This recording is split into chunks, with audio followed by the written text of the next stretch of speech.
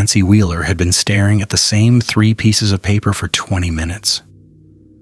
The Wheeler basement smelled like old carpet and the coffee Dustin had made an hour ago. Too strong. Bitter. Nobody had touched it.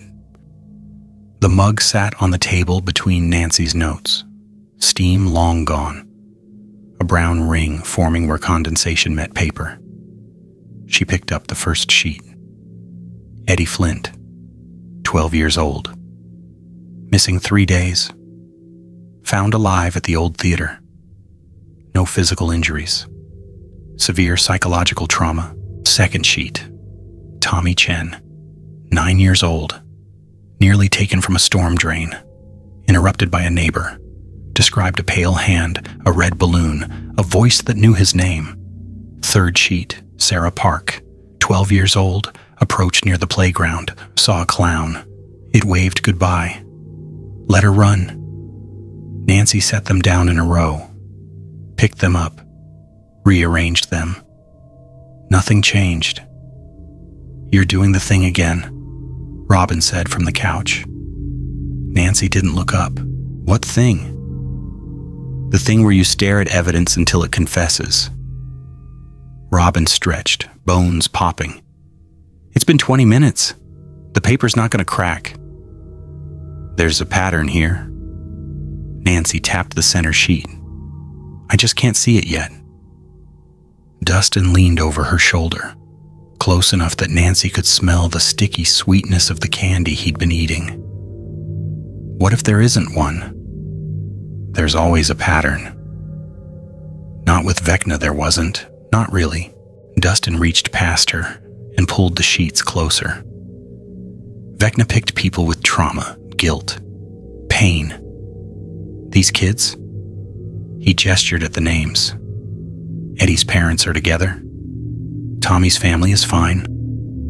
Sarah's the happiest kid in her class, according to the school counselor I talked to. Nancy looked at him. You talked to the school counselor? I have my ways. Dustin's grin was quick, nervous. Point is, there's no emotional connection, no pattern in the victims. Then we're looking at the wrong thing. Nancy stood, moving to the cork board they'd set up against the basement wall. Photos pinned in clusters, red string connecting locations. Vecna had a signature, a ritual, music, clocks. He needed those things. She touched Eddie's photo. This doesn't have any of that. So it's not Vecna, Robin said. She'd been saying that since the beginning. Nobody argued anymore. Nancy's hand moved to the map of Hawkins. 3 red pins marked where the incidents occurred. The Flint house on the east side. The library parking lot near downtown. The playground on Maple Street. Spread out, Nancy said quietly. No geographic clustering, no obvious connection between locations. Could be random, Robin offered. It's not random. Nancy traced the pins with her finger. The distance between them, the timing. Eddie was taken first, 3 days missing, Tommy second, nearly taken but escaped. Sarah third, just watched. Let go. Dustin frowned. You're saying it's escalating? No. Nancy stepped back from the board. I'm saying it's learning. The basement went quiet. Upstairs, Nancy could hear her mother moving around the kitchen. Normal sounds. Normal life. Continuing while they stood in this room, trying to understand something that didn't fit any category they knew. Learning what? Robin asked. Nancy picked up the 4th sheet of paper. The one she hadn't shown them yet, her own notes from this morning. I went to the hospital, she said. Talked to Eddie again. His mom finally let me in for 5 minutes. And? He said something I didn't write down before. Nancy read from her notes. He said the voice in the drain told him things, personal things, about his sister, about his teacher, things nobody should know. Like Vecna, Dustin said. No, not like Vecna. Nancy set the paper down. Vecna used trauma, old pain. Eddie said this thing used fear, present fear. Things he was scared might happen, not things that already did. Robin sat up straighter. That's different. Very different. Nancy moved back to the board. Vecna weaponized guilt. This weaponizes anxiety. Dustin was pacing now, small circles. Nancy recognized that movement. He did it when his brain was working faster than his mouth could keep up. Okay, he said. Okay, so. Different approach, different methodology, but to what end? It's experimenting, Nancy said. On what? On us. Nancy touched each photo in sequence. Eddie, Tommy, Sarah. 3 attempts, 3 different approaches. First one, full abduction. Second, interrupted early. Third, just observation. Robin stood, walked to the board. You think it's refining technique? I think it's figuring out what works. The basement door opened. Mike came down the stairs, 11 behind him. She looked pale, thinner than Nancy remembered, the kind of thin that came from not eating, not just from being tired. We heard, Mike said. He didn't specify what they'd heard. They'd probably been listening from the top of the stairs. Elle, Nancy said carefully, when you tried to find it in the void, what did you see? 11 sat on the bottom step. Mike sat beside her, close, protective. Nothing, 11 said. Her voice was soft, always soft. But there was something else under it now. Uncertainty, maybe. I saw Vecna far away, hurt, angry. She touched her temple. But the other thing, nothing. Nothing like you couldn't find it? Dustin asked. Or nothing like it wasn't there? Nothing like... 11 struggled with the words, like looking at a space where something should be. But when I look, the space moves. Nancy exchanged a glance with Robin. That was new. It's hiding from you, Robin said. Not hiding. 11 looked up, met Nancy's eyes. Avoiding. Different. Nancy turned back to the board. Hiding meant fear. Avoiding meant strategy. Where's Will? She asked. Upstairs with Jonathan, Mike said. He had another nightmare. Didn't want to talk about it. Of course he didn't. Will never did. Nancy studied the board for another moment. 3 incidents. 3 different outcomes. Eddie traumatized but alive. Tommy nearly caught but saved. Sarah just watched. It's not trying to kill them, she said slowly. What? Mike stood. Eddie was gone for 3 days. That thing had him for 3 days and brought him back. Nancy pointed at Eddie's photo. Alive, unharmed physically. If it wanted to kill him, it had plenty of time. Dustin stopped pacing. So what does it want? Nancy looked at each of them. Dustin with his candy-sweet breath and nervous energy. Robin with her sharp eyes and sharper mind. Mike with his protective stance and clenched fists. 11 with her power and her exhaustion. I don't know, Nancy said, and that was the truth. But every time it takes someone or tries to take someone, it learns something about us, about Hawkins, about what scares us. That's not comforting, Robin said. It's not supposed to be. Mike moved to the board, stared at the map. There has to be something. Some connection we're missing. Maybe there is. Dustin pulled out a folded paper from his pocket. I mapped the sewer system, old blueprints from the library. He spread it on the table next to Nancy's notes. Look. The blueprint showed Hawkins' underground network. Storm drains, sewer lines, all of it connecting in a web beneath the town. Dustin's finger traced 3 points on the map. The Flint house, the library, the playground. They're all on main drainage lines. But so are a dozen other places where nothing's happened. So it's not about the sewers, Robin said. Or it is, but we're looking at it wrong. Nancy bent over the map. The lines blurred together. Too many connections, too many possibilities. Her eyes caught on something else. A 4th point on the map. Not marked with a pin, but present anyway. The hospital, she said. Everyone looked at her. Max is in the hospital, Nancy continued. Eddie was brought back near the old theater, which is 3 blocks from the hospital. Tommy's incident was by the library, which is 6 blocks from the hospital. Sarah's was at the playground, on Maple, which is 4 blocks from the hospital. Dustin grabbed a ruler, started measuring. That's not a perfect circle, but it's close. They're all roughly the same distance. Spiraling, Nancy said. The word came from nowhere and everywhere.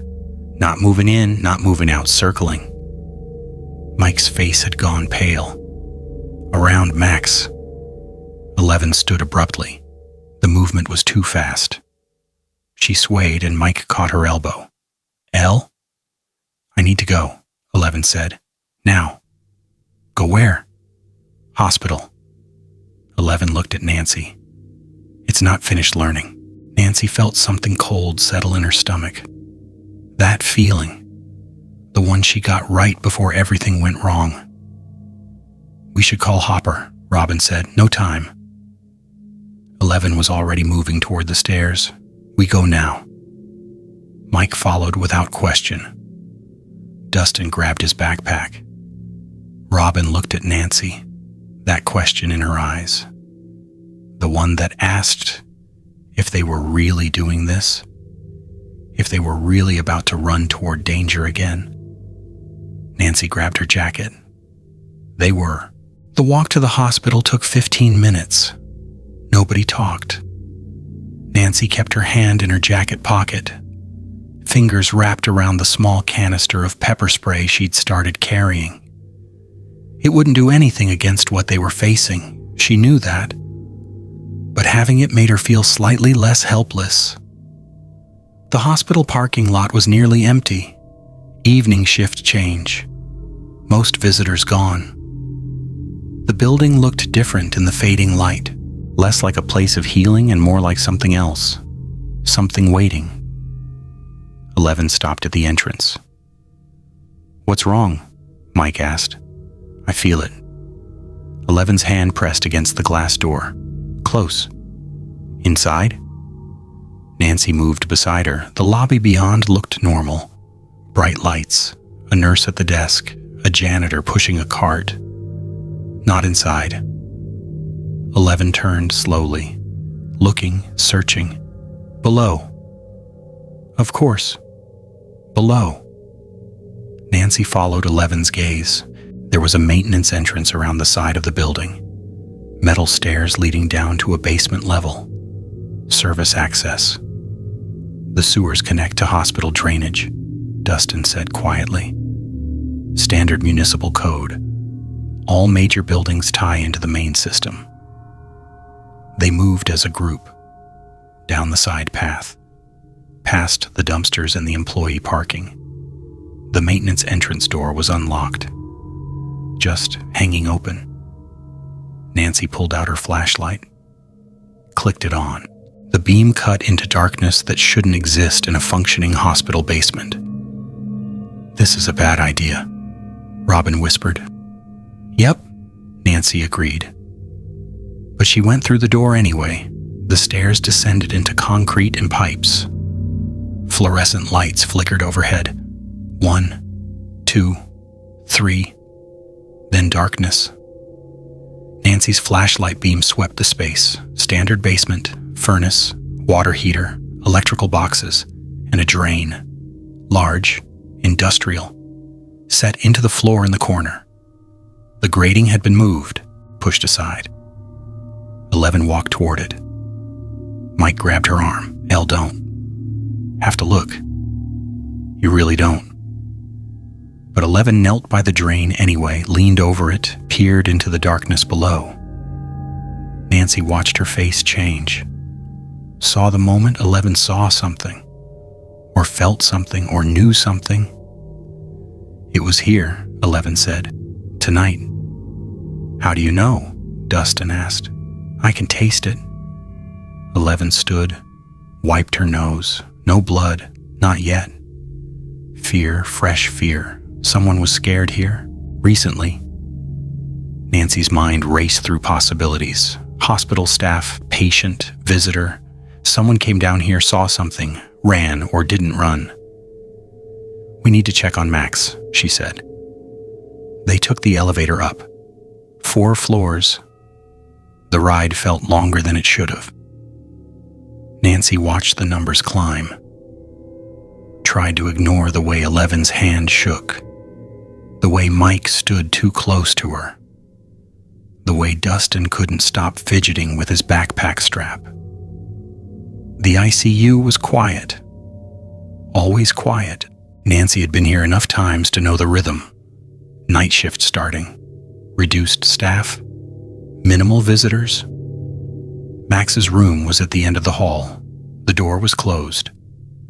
Nancy's hand hesitated on the handle. "Something wrong?" Robin asked. "I don't know." Nancy pushed the door open. Max lay in the bed. Still. Pale. Machines beeping. Everything looked the same as it had yesterday, and the day before, and the week before. But something felt different. Lucas was sitting in the chair by the bed. He looked up when they entered. His eyes were red. "You feel it too?" he asked. Nancy moved into the room. "Feel what?" "I don't know." Lucas looked at Max.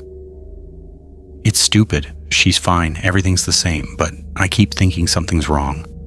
Like someone was here, or is here, or..." He trailed off. Couldn't find the words. 11 moved to Max's bedside. Put her hand on Max's forehead. Closed her eyes. They all waited. After a long moment, 11 opened her eyes. "She's dreaming." "That's good, right?" Mike asked. "That means she's still in there." "Yes." 11's voice was uncertain. But what?" "Someone else is in the dream too." Nancy felt that cold thing in her stomach turn to ice. "Can you see who?" she asked. 11 closed her eyes again. Nancy watched her face tighten, watched the concentration build. A thin line of blood appeared under 11's nose.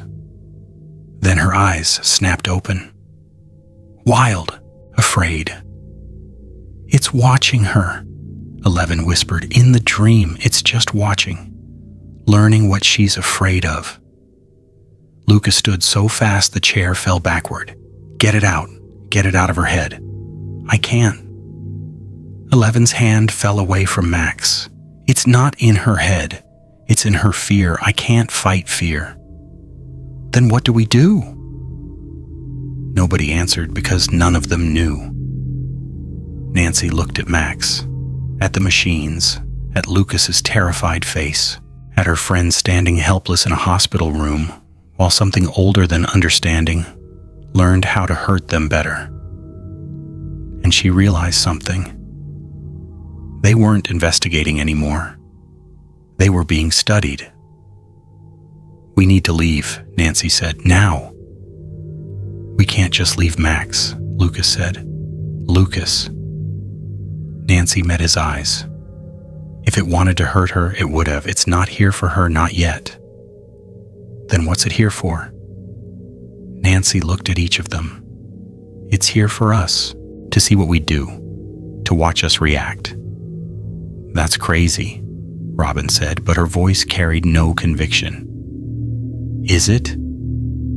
Nancy moved to the window, looked out at the parking lot, at the maintenance entrance they'd just come from, at the storm drain by the street. We came running, exactly like it knew we would, to check on Max, to try to protect her. So what? Mike's voice was sharp. We're supposed to not protect her? I'm saying it's 3 steps ahead of us. It knew we'd figure out the hospital connection, knew we'd come here, knew we'd check on Max. You're giving it too much credit, Dustin said. Am I? Nancy turned from the window. 3 incidents, 3 different approaches. Eddie, Tommy, Sarah, all experiments, all to gather data. And we've been helping it, trying to find patterns, trying to predict it, telling it exactly how we think. The room fell silent.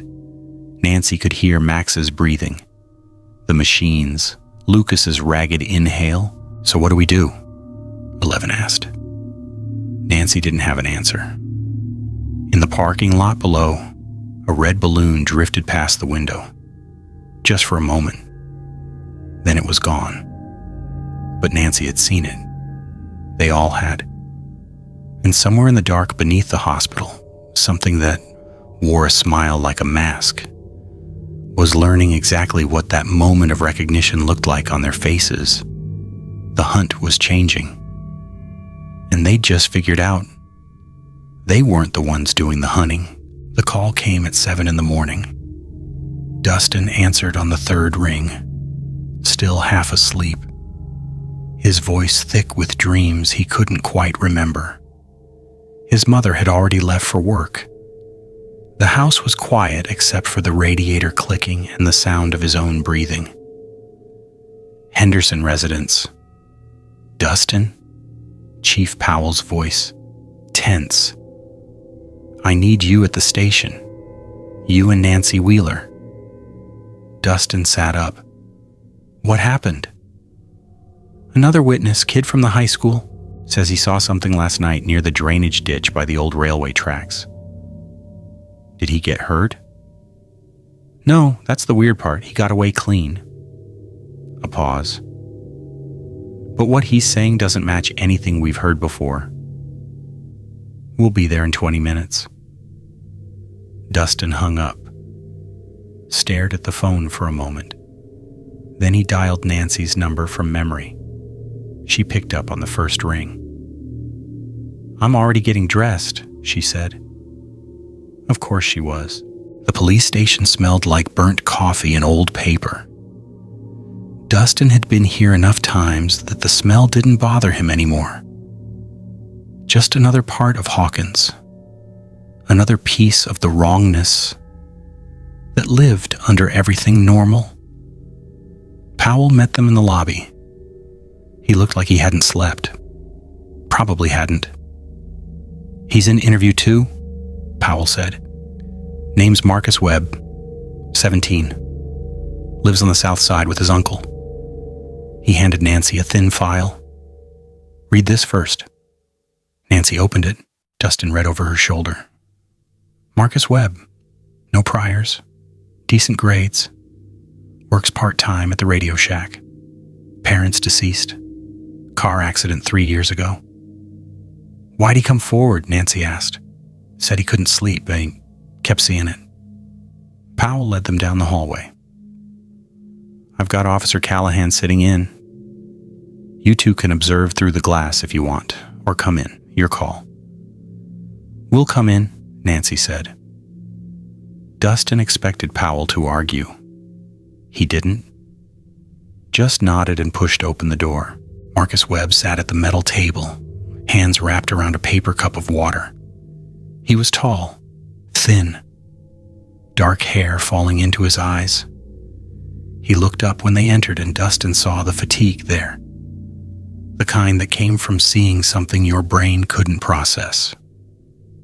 Marcus, Powell said, these are some consultants helping us with the recent incidents. Consultants. That's what they were calling it now. Nancy sat across from Marcus. Dustin took the chair beside her. Callahan leaned against the wall, arms crossed, watching. "Can you tell us what happened?" Nancy asked. Her voice was gentle, professional. The reporter voice she used when she wanted people to trust her.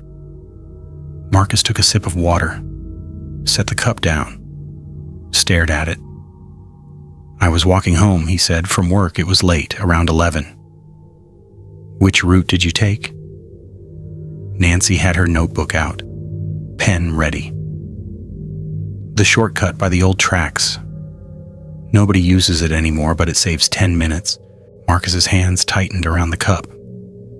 "There's this drainage ditch halfway through. Big concrete thing. Usually has water in it. Usually? Last night it was dry. Or mostly dry. I noticed because it's been raining. Should have been full." Dustin felt something click in his mind. Filed it away for later. "What happened next?" Nancy prompted. "I heard something." Marcus looked up, met Nancy's eyes. A voice coming from the ditch. "What did it say?" "It said my name." Marcus's voice dropped. Said it like it knew me, like we were friends. "Did you recognize the voice?" Here Marcus hesitated. Dustin watched the internal debate play out on its face. The part of him that wanted to lie warring with the part that needed to tell the truth. "Yeah," Marcus said finally. "It sounded like my dad." Nancy's pen stopped moving. "Your father passed away 3 years ago. I know what my dad sounds like." Marcus's voice hardened, or sounded like. And that was him. Same cadence. Same way he'd say my name when he wanted me to come inside for dinner. "What did you do?" "I walked closer." Marcus laughed. No humor in it. Stupid, right? But it was my dad's voice. And I thought maybe I was losing it. Maybe the stress finally got to me, so I went to look. And what did you see? At first, nothing, just the ditch, dark, empty, but then I saw a hand reaching up from the bottom, like someone was lying down there and needed help. Dustin's skin went cold. He'd heard this before, Tommy Chen's story, the pale hand, the balloon. "Was it pale?" he asked. "The hand?" Marcus looked at him. "Yeah, really pale, like it had never seen sun, and the fingers were too long, just slightly, like whoever it belonged to had stretched them somehow." "Did you take the hand?" "No." Marcus shook his head, because right then it spoke again. Still my dad's voice.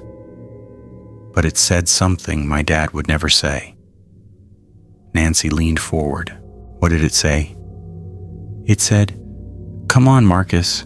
Don't you miss me? Don't you want to see what I look like now?" Marcus's hands were shaking. My dad would never say that. He'd never talk about being dead.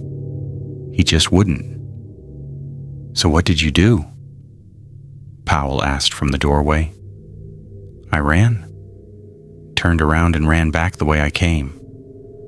Didn't stop until I got home, locked the door, checked every window, sat in my room until morning." Marcus looked at his hands. "Then I came here, because I'm not crazy. I know what I heard. And I know it wasn't really my dad." The room fell quiet. Dustin could hear the clock on the wall, the hum of fluorescent lights, someone walking past in the hallway outside. Nancy wrote something in her notebook. "Did it chase you?" "I don't think so. I didn't look back." "Did you hear anything else? Laughter? Footsteps?"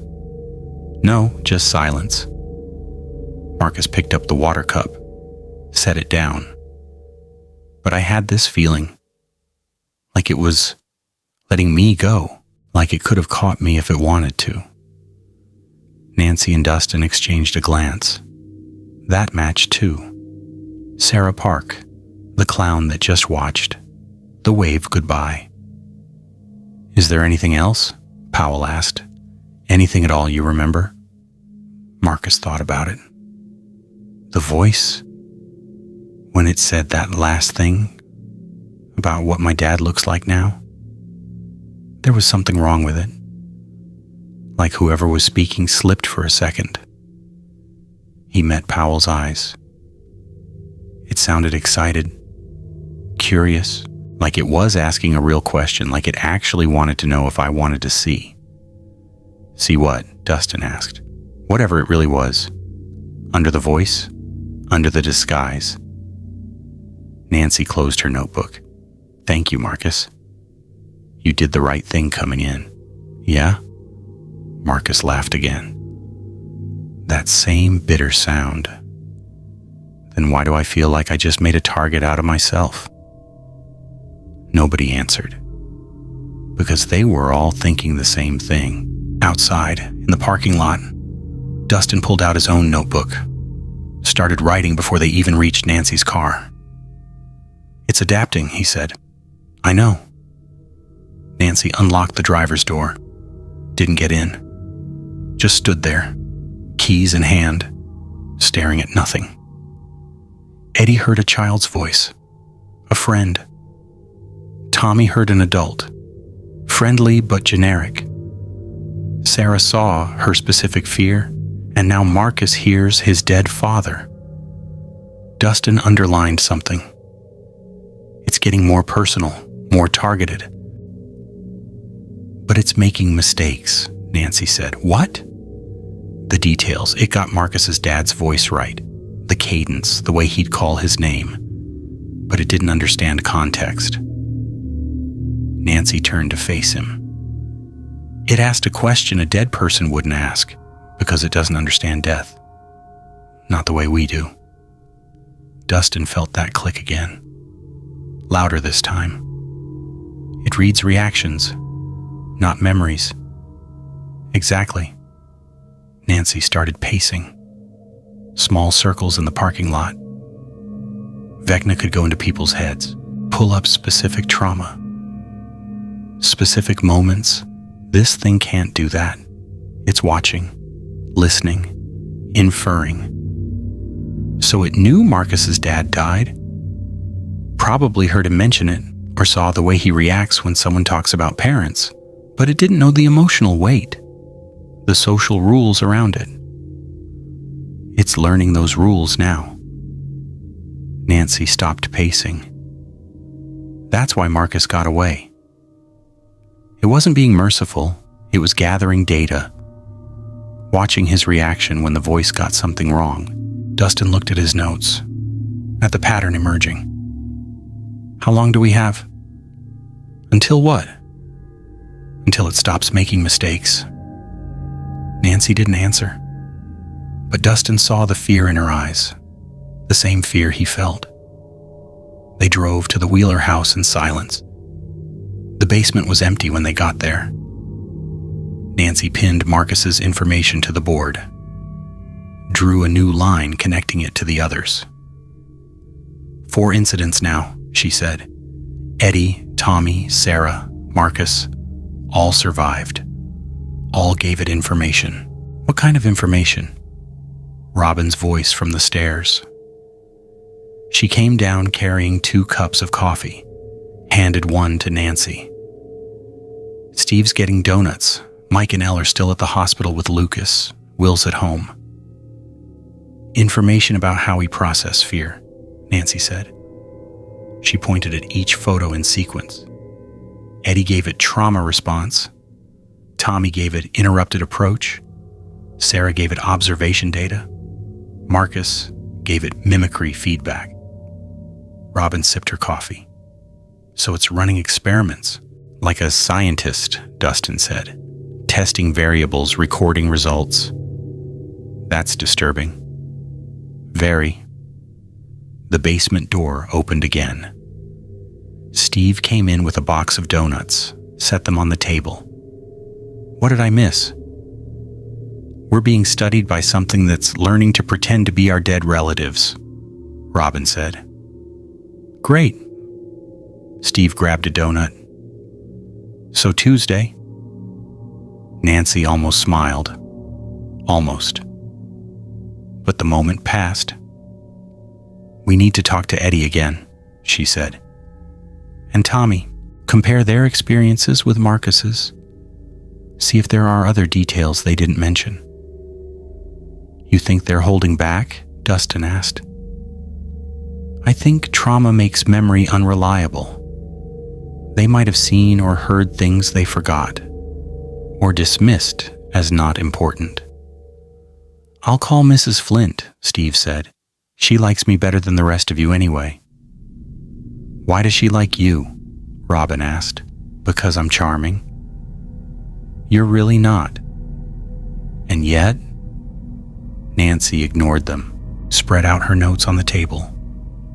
4 witness statements, 4 different scenarios. But underneath them all, the same thing. A presence that watched, learned, adapted. There's something else, Dustin said quietly.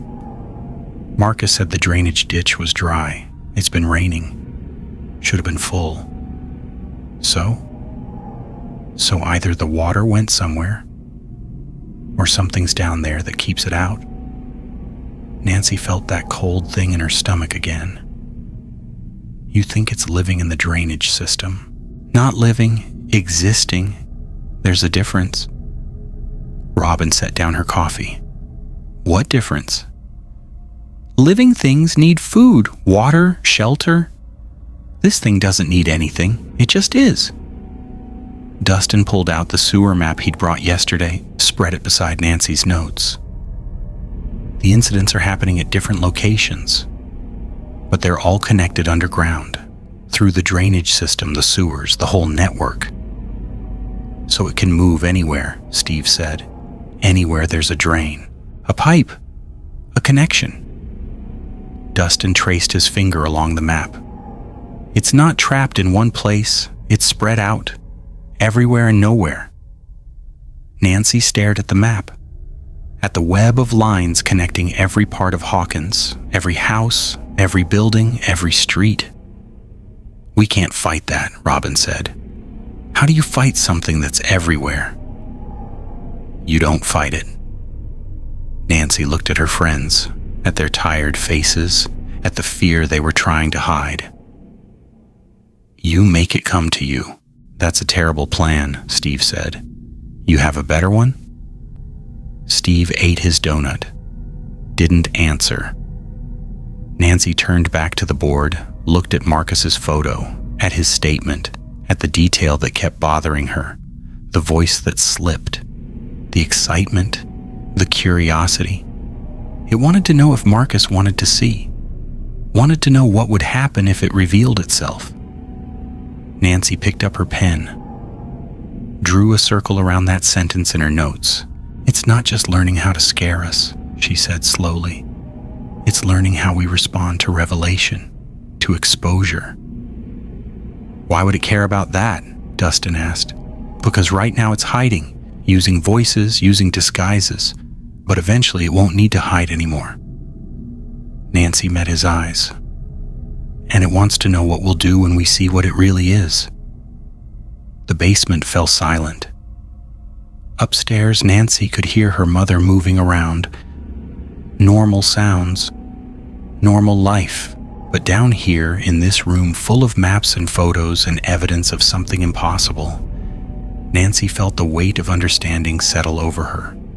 They weren't just being studied. They were being prepared for the moment when hiding stopped and hunting began. Outside in the drainage ditch by the old railway tracks, water began to seep back in. Slow, natural, like it had always been there. And in the darkness at the bottom of the concrete channel, something pale pressed against the grating, listening to the rain above, learning the rhythm of weather, of time, of the way fear ripples through a small town when people realize they're not safe anymore. Marcus Webb had given it a gift, a piece of information more valuable than all the others combined. Humans noticed when the mimicry went wrong, which meant it needed to get better, much better. And it had time, so much time, more time than any of them could imagine. The water rose, covered the pale thing, hid it from view, but it was still there, still learning, still patient, waiting for the moment when it wouldn't need to hide at all. The Upside Down had been quiet for weeks. Will felt it in his sleep, in the space between waking and dreaming where the boundary between worlds grew thin. The cold that usually pressed against his consciousness had receded.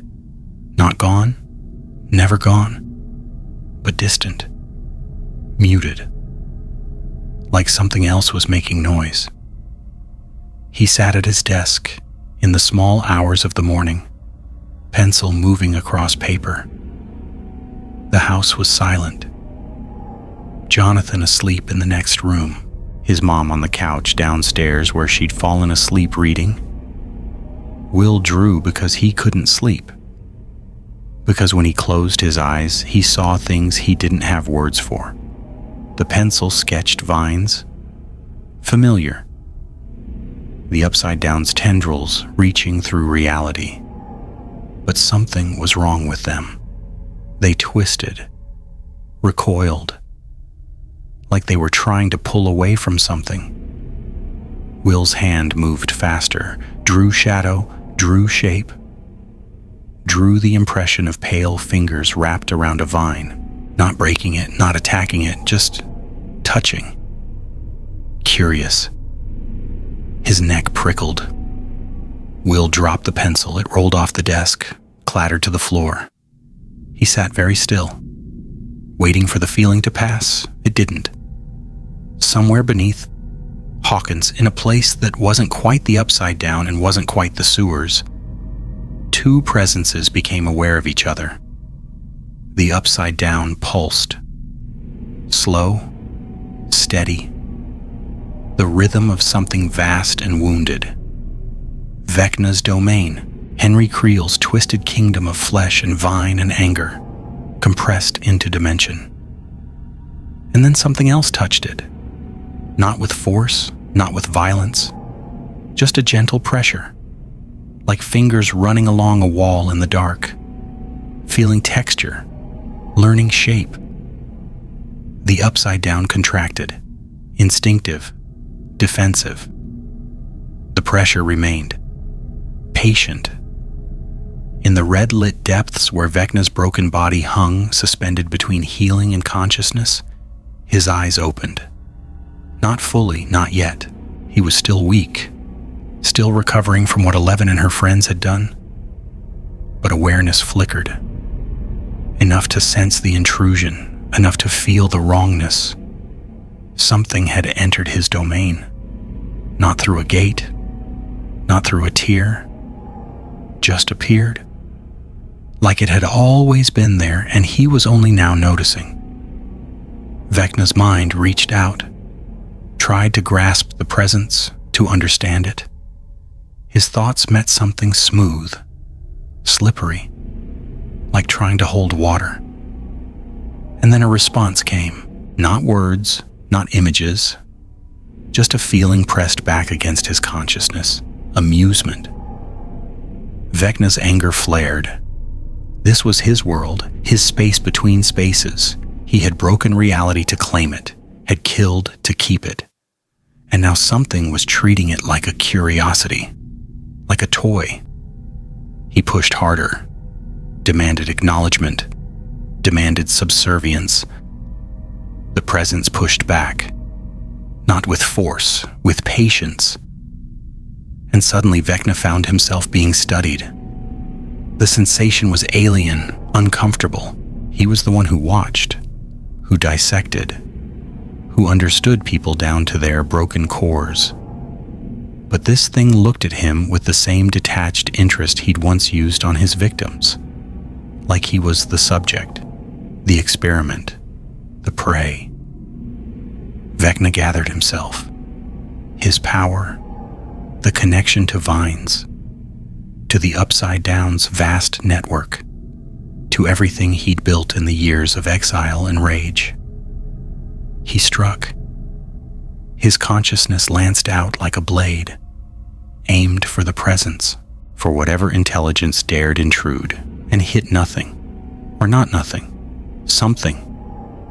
But it didn't resist, just bent, flowed, moved aside like smoke. Then it spoke, not with voice, not with language, but Vecna understood it anyway, the way you understand a feeling, a pressure, an inevitability. You open doors. 3 words, simple, but they carried weight, acknowledgement, fact. Vecna pulled his consciousness back, reformed it, tried to locate the source of the voice.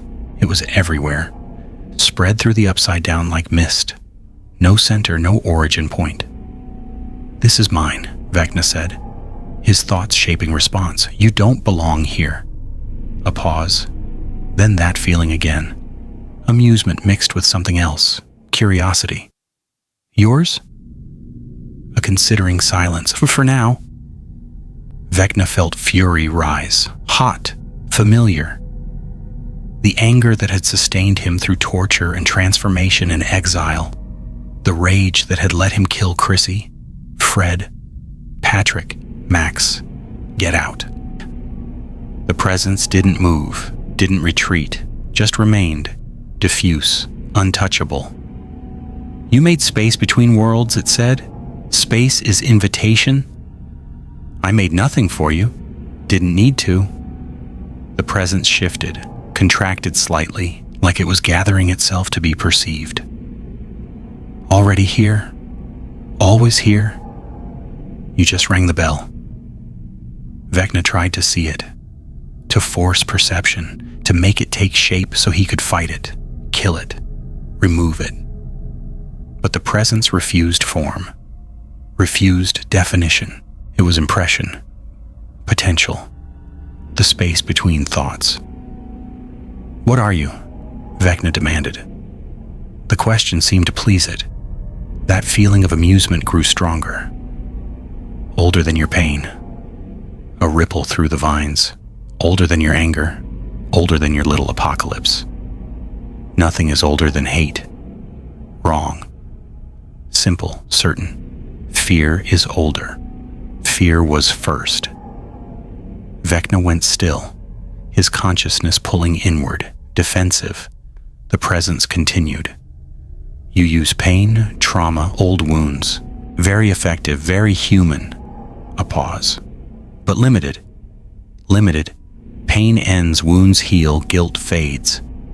The presence moved through the upside down like current through water. Fear doesn't end, fear just changes shape. Vecna felt something he hadn't felt in years. Uncertainty. "You're in my domain," he said, trying to regain control. "Whatever you are, you're trapped here." "Am I?"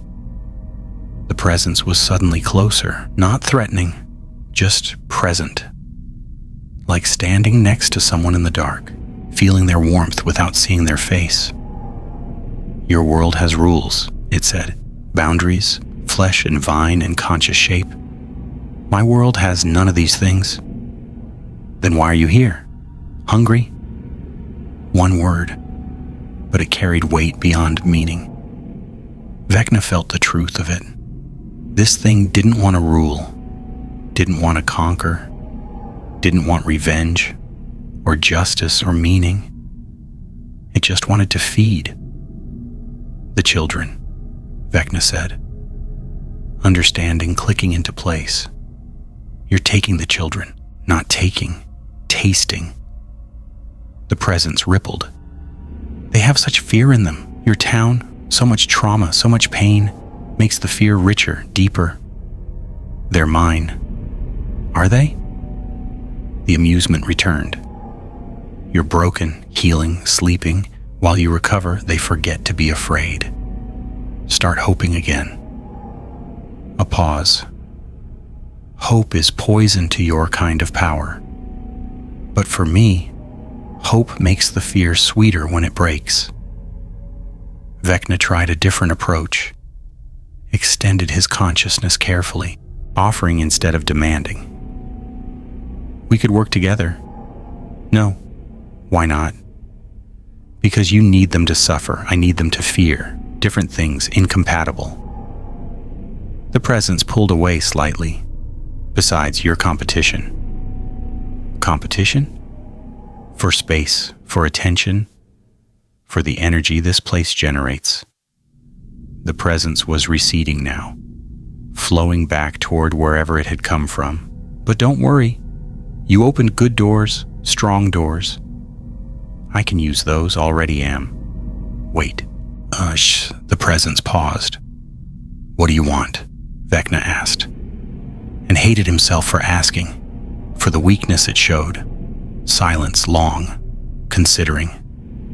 To understand them, the presence finally said, how they think, how they break, what they become when fear stops being moment and becomes existence. A ripple of satisfaction. Your town helps. So much practice, so many variations. And when you understand, then I eat. The presence began to fade, pulling back through cracks Vecna hadn't known existed, through spaces between spaces that shouldn't be there. One more thing, it said. A final thought pressed against Vecna's consciousness. The girl, the one who hurt you, the one with power. Vecna's attention sharpened. 11. She can't see me. Interesting. That amusement again. She sees you, sees your world, but not mine. Do you know why? Vecna didn't answer. Because she fights what she understands, what has shape and substance and rules. The presence was almost gone now, just an echo. But I don't have rules, I don't have shape. I'm the space between understanding, and she can't fight empty space. Then it was gone. Vecna hung in the red dark. Consciousness pulled back into his broken body. Around him, the upside down settled. Vines relaxing, the pressure fading. But something had changed. The domain he'd claimed. The world he'd broken reality to create. It felt smaller now, less absolute. Because something else was here. Something that didn't need to break reality to move through it. Something that had been here all along, perhaps. Waiting in the spaces he'd torn open. Waiting for an invitation. And Vecna had given it one. Will gasped, jerked upright at his desk. The drawing had changed. The vines he'd sketched were there. But wrapped around them now, barely visible in the pencil strokes, were thin lines. Pale, reaching, and in the center of the page, where no drawing had been, 3 words had appeared in his own handwriting. But he didn't remember writing them. Fear is older. Will's hand was shaking. He pressed it flat against the desk, tried to control his breathing. The neck prickle was gone. Whatever had been watching had pulled away. But Will knew. Something had changed in the upside down. Some balance had shifted.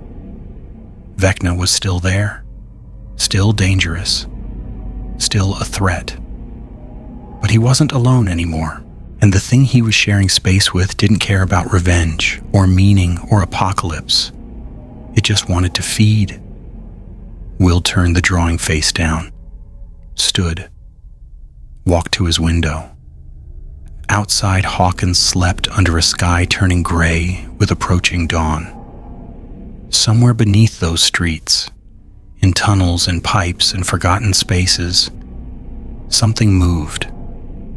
Something that had touched the upside down, had measured it, had found it acceptable, had decided to stay. Will pressed his forehead against the cold glass. They'd been worried about the wrong thing. Vecna was wounded, recovering, contained. But this other presence, it wasn't wounded, wasn't contained, wasn't planning to tear reality apart. It was already here, already moving, already learning. And it had just told Vecna something that made Will's blood go cold. 11 couldn't see it. Their strongest weapon, their best defense, the person who had closed the gates and banished the Mind Flayer and hurt Vecna badly enough to buy them time, she was blind to this threat. Will turned from the window, looked at his drawing lying face down on the desk. He should tell them. Mike, his mom, Hopper. They needed to know what he'd felt, what he'd seen in that space between sleep and waking. But how do you explain that something older than the Upside Down was here? That Vecna himself seemed almost afraid of it? That the two forces had met and one had walked away while the other remained trapped in place? How do you tell people that the monster they knew wasn't the worst thing in the dark? Will sat back down, picked up his pencil, and began to draw. Beneath Hawkins, the presence that had briefly touched the Upside Down settled back into its preferred space. The pipes, the drains, the comfortable dark of human infrastructure. It had learned something valuable. The wounded godchild in the red world was powerful, dangerous, but limited, bound to his domain, to his anger, to his need for human pain to feed his existence. The presence had no such limitations. It could move, could wait, could be patient, while the angry, broken thing healed and planned and prepared for his next attack. And when that attack came, when Vecna made his move and drew all attention back to himself and his dramatic hatred, the presence would be free to hunt in peace, to learn in quiet, to feed without interruption. The arrangement wasn't cooperation, wasn't alliance, just two predators in the same territory, acknowledging each other's existence, agreeing on nothing except to stay out of each other's way. For now. In the Upside Down, Vecna's eyes closed again, fell back into healing sleep, but some part of him remained aware, watching the spaces between his vines, making sure the presence stayed out, stayed away, making sure the doors he'd opened didn't let in something worse than himself. Too late, a small voice in his mind whispered. Too late. He ignored it, sank deeper into red dark and visions of revenge, and never noticed that the vines at the edge of his awareness had begun to twist, to pull away from something, to leave small spaces empty, spaces where pale things could reach through, where old things could wait, where patient things could learn. The static in 11's head had never felt like this before. She sat cross-legged on Mike's basement floor, blindfold tied tight, breathing steady. Mike sat beside her, close but not touching, ready to pull her back if needed. Nancy stood by the stairs, Dustin at the table with his notes, Robin by the window, Will in the corner, arms wrapped around himself. Watching, always watching. "You don't have to do this," Mike said quietly.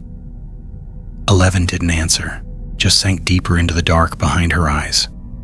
The void opened, black, empty, infinite. The familiar space where she went to see, to find, to understand. Water beneath her feet, shallow, cold, spreading out in every direction to meet darkness. 11 walked forward, each step sending ripples across the black mirror surface, looking for something, anything. She'd done this before. Found the Demogorgon, found Will, found Hopper in Russia, found Vecna. The void always showed her what she needed to see, but this time the darkness felt different, thicker, heavier, like walking through smoke. 11 called out with her mind. Not words, just intention. the push of consciousness that usually drew her toward her target. Nothing responded. She tried again, focused on the feeling they'd all described. The presence, the wrongness, the thing that took children and studied fear. The void remained empty. 11 frowned, pushed harder, reached further. Her real body back in the basement breathed faster. Blood started to warm beneath her nose. Mike's hand touched her shoulder. "Elle!" She ignored him, kept searching. The void stretched before her, endless, silent, and empty in a way that felt deliberate. Like something was supposed to be here, should be here, but had removed itself, or hidden itself. 11 changed approach, stopped looking for the presence directly, instead searched for Vecna, for the familiar red glow of the Upside Down, for the anchor point she knew existed, there, far in the distance, a crimson light bleeding into the dark, faint, weak, but present. 11 moved toward it. The void resisted, pushed back against her. The static in her head grew louder, sharper. But she pushed through. She'd felt worse, survived worse. This was just distance, just effort. The red light grew brighter as she approached, took shape. The Creel house, the grandfather clock, the vines, all of it bathed in that familiar bloody glow. And at the center, barely visible through layers of vine and shadow, Vecna's broken form, hanging, healing, sleeping. 11 stopped at the edge of his domain, didn't enter, didn't touch, just observed. Vecna looked smaller than she remembered, less terrible. His body was still rebuilding itself, flesh knitting together, bones setting. The damage she and Max and Lucas had done was healing, but slowly. So slowly, he wasn't the immediate threat. Not yet. 11 turned away from the red light, looked back into the dark. If the presence wasn't here with Vecna, and it wasn't in the void where everything else appeared, then where was it? She expanded her search, cast her consciousness wider, felt for disturbances, for ripples in the black water, for anything that might indicate presence. The void showed her Hawkins, the town from above, buildings, streets, people sleeping in houses, normal life continuing while she floated in this space between spaces. She looked deeper, into basements, into dreams, into the small fears that lived in everyone's mind. There, a flicker, something moving through the town's infrastructure, through pipes, through walls, through the spaces normal people never thought about. 11 focused on it, tried to see it clearly. The flicker vanished. She searched for it again, found another glimpse. Movement in the hospital basement, in the drainage system, in places where water and darkness met. But every time she tried to focus, to see what was moving, it disappeared, slipped away, like trying to look at something in peripheral vision that vanished when you turned your head. 11's frustration built. She was seeing it. She knew she was seeing it. But she couldn't hold it in place, couldn't make it stay still long enough to understand. She pushed harder, focused all her attention on one spot, the drainage ditch by the old railway tracks, where Marcus Webb had seen his father, where something had tried to lure him down. The void showed her the location, the concrete channel, the water at the bottom, the grating, empty, but not empty. 11 could feel something there, a weight, a presence. The same feeling you got when someone stood behind you in a dark room. She reached for it, tried to grasp it with her mind, to force it into visibility. Pain lanced through her skull. Sharp, immediate, like touching an electric fence. 11 gasped.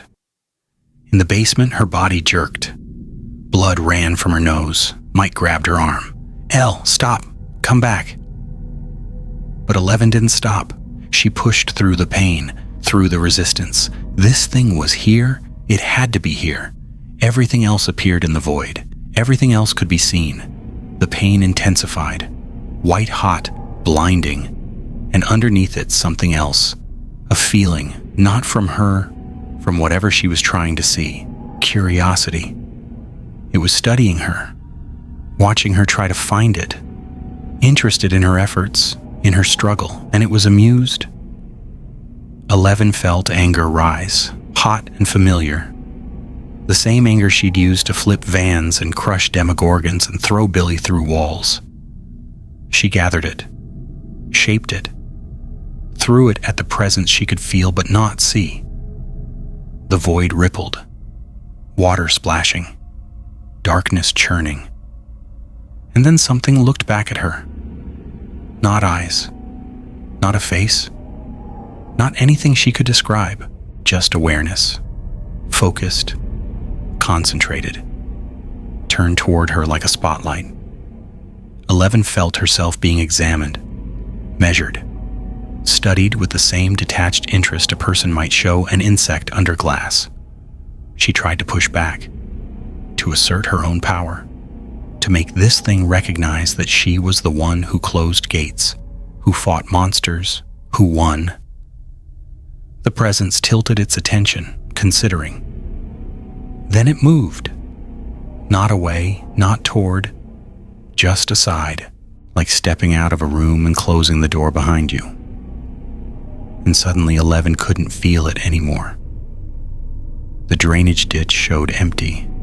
The presence was gone, not destroyed, not frightened away, just removed.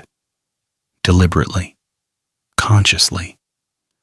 Like it had decided she wasn't worth interacting with yet. 11 pulled herself back, out of the void, up through layers of consciousness. Her eyes opened behind the blindfold. Her lungs dragged in air. Mike pulled off the blindfold. His face was pale. "Jesus, Elle, you were barely breathing." 11 wiped her nose. Her hand came away red.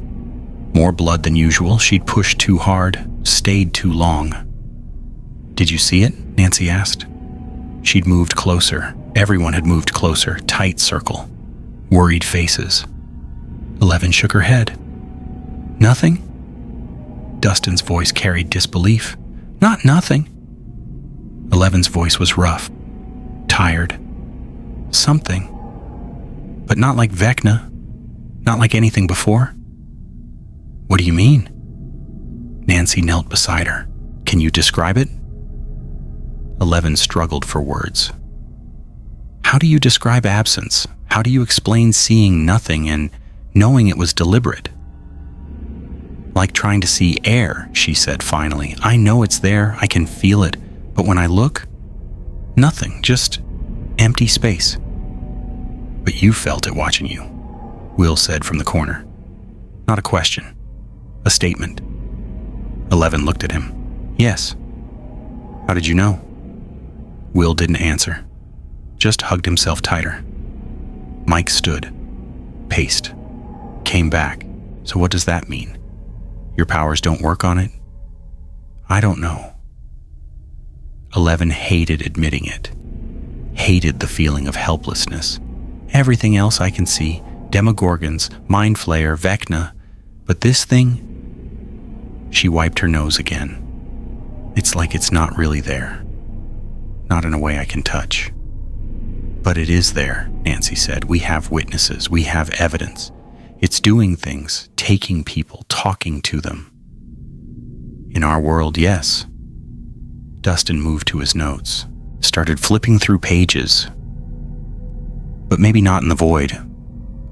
Maybe it exists in a different way than everything else we've fought.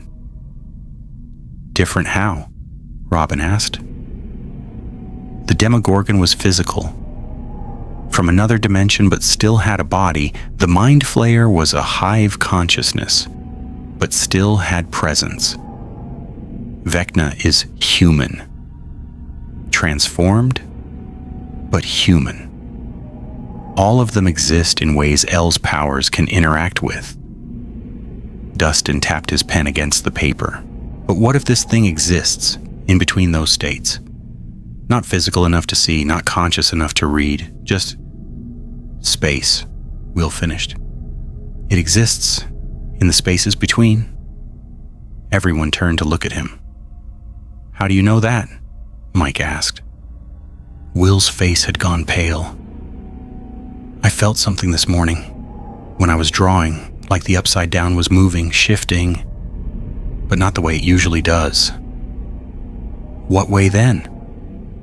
Nancy's reporter instincts kicked in. She pulled out her notebook, like something was pushing against it, testing it, and the upside down was pulling away.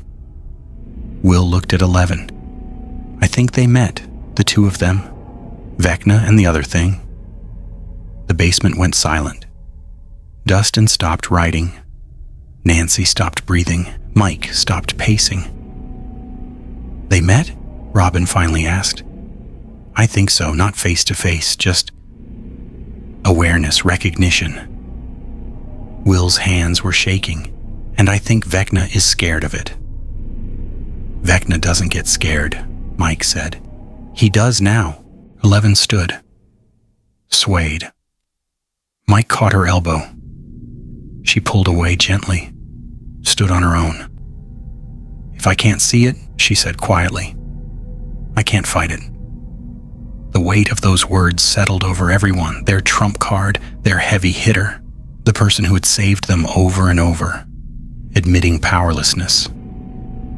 There has to be another way, Mike said. We've always found another way. Have we?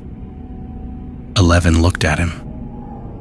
At the desperate hope in his eyes, at the refusal to accept what she was saying. Or have we just been lucky? Elle, don't. Don't what? Tell the truth? Blood was still leaking from her nose. She didn't wipe it away. I can't help this time. Not the way I usually do.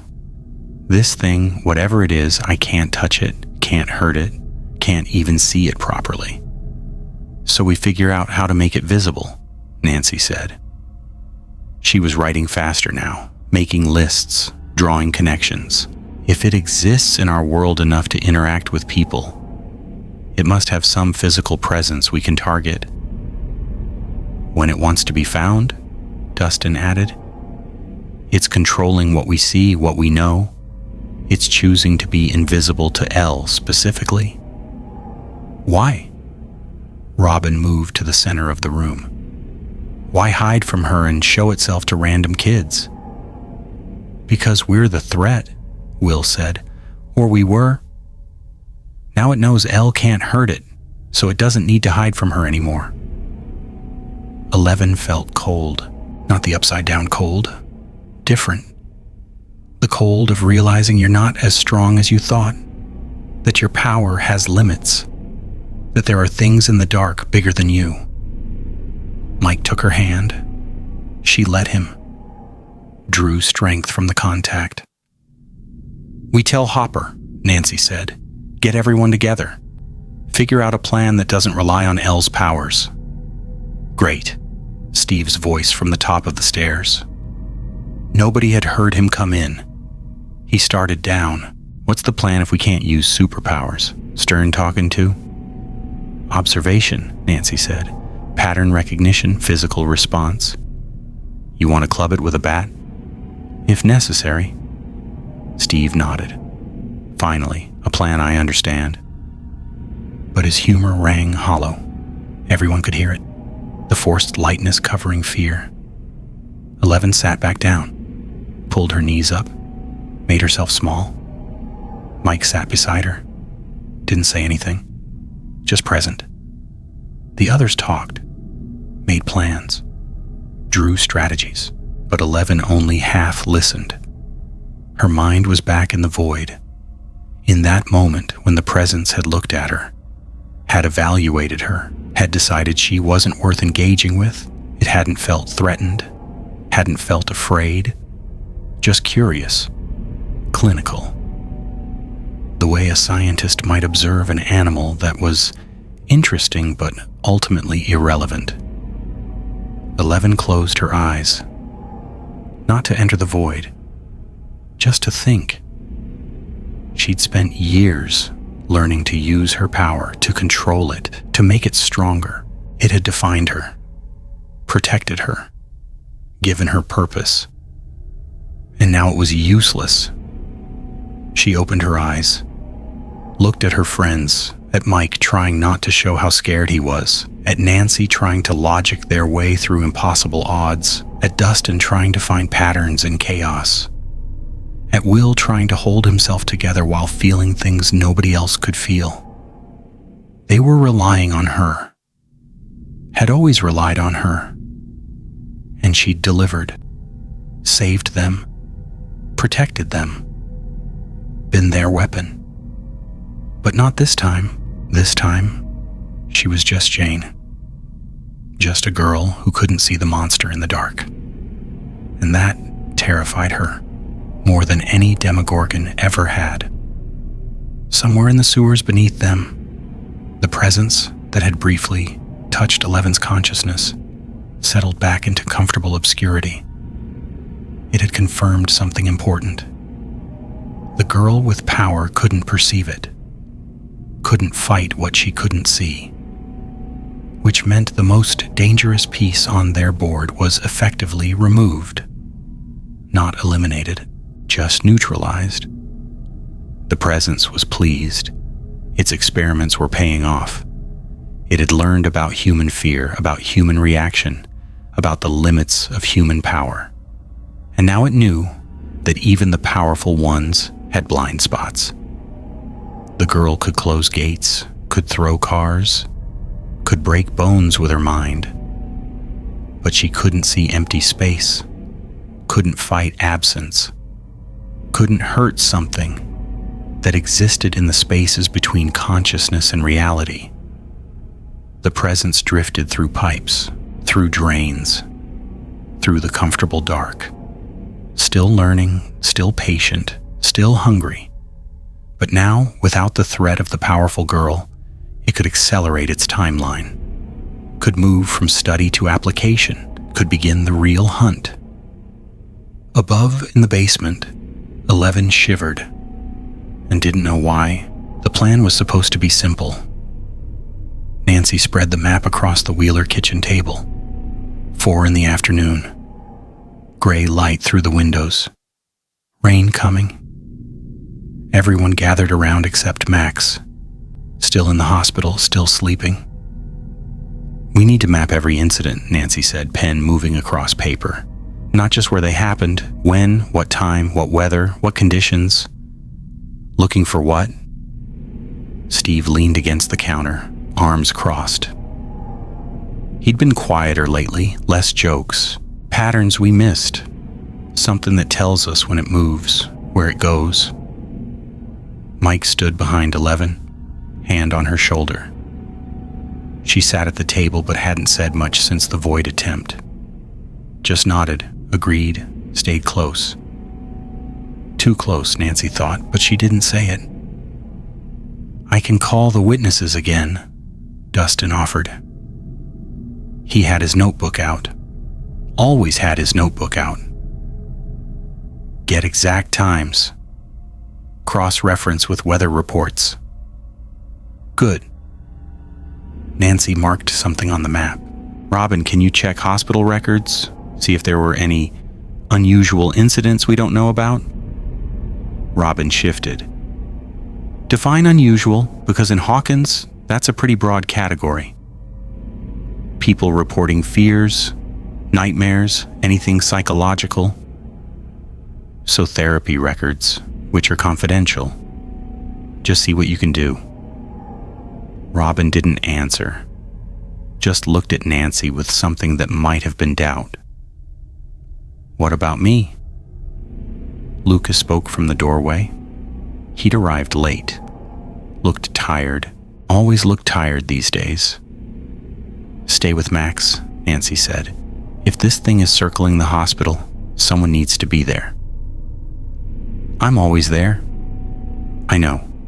Do you? Lucas's voice had an edge.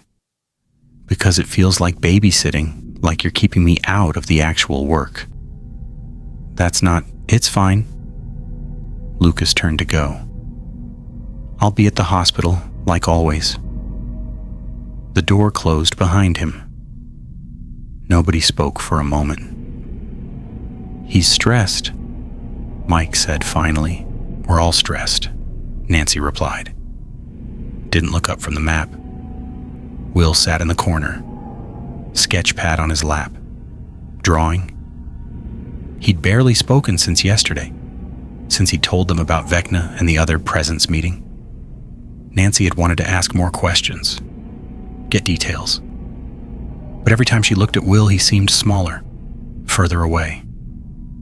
Will, Nancy said, I'm drawing. Quiet. Firm. Nancy waited. Will didn't look up. It helps, Mike said, speaking for his friend. When he draws, he processes things. I know that. He'll tell us when he's ready. Nancy felt frustration rise. Mike was doing that thing again. The thing where he decided what everyone needed before they could ask. The thing where he protected and defended and made decisions for people who didn't ask for it. She bit back the response. Started to say something else. 11 stood abruptly, chair scraping. I need air. Mike moved immediately. I'll come with... No. 11's voice was sharper than usual. Alone. She walked out, through the kitchen, up the stairs. The front door opened and closed. Mike stared after her, hurt on his face. Give her space, Robin said gently. What if something happens? Then we'll hear it. House is small. Mike sat down. Looked at the map like he could find answers in Nancy's red circles and connecting lines. Nancy tried to focus, but the silence in the kitchen was wrong. Tight. Everyone present, but not together, like they were standing next to each other, but not in the same room. Okay, Nancy said. So, timeline. Eddie was taken Monday night. Tommy was approached Wednesday. Sarah was watched Thursday. Marcus was Friday. That's escalating frequency. Or opportunistic, Dustin said. Maybe it's not following a schedule. Maybe it's just taking chances when it finds them. Everything has a pattern. Does it? Dustin looked at her. Or are we forcing a pattern because that makes us feel better? Nancy set down her pen. What's that supposed to mean? I mean, maybe we're doing exactly what it wants. Trying to predict it, trying to box it into behavior we understand, while it just watches and learns from our attempts. So what's your suggestion? We do nothing? I didn't say that. Then what are you saying? Dustin closed his notebook. I'm saying we might be wrong. About everything, about how it thinks, about what it wants, about whether our methods even work on something like this. So we just give up? No, we adapt. To what? Nancy heard her voice rising, controlled it. We adapt to something we can't see, can't predict, can't fight? If we have to. Yeah.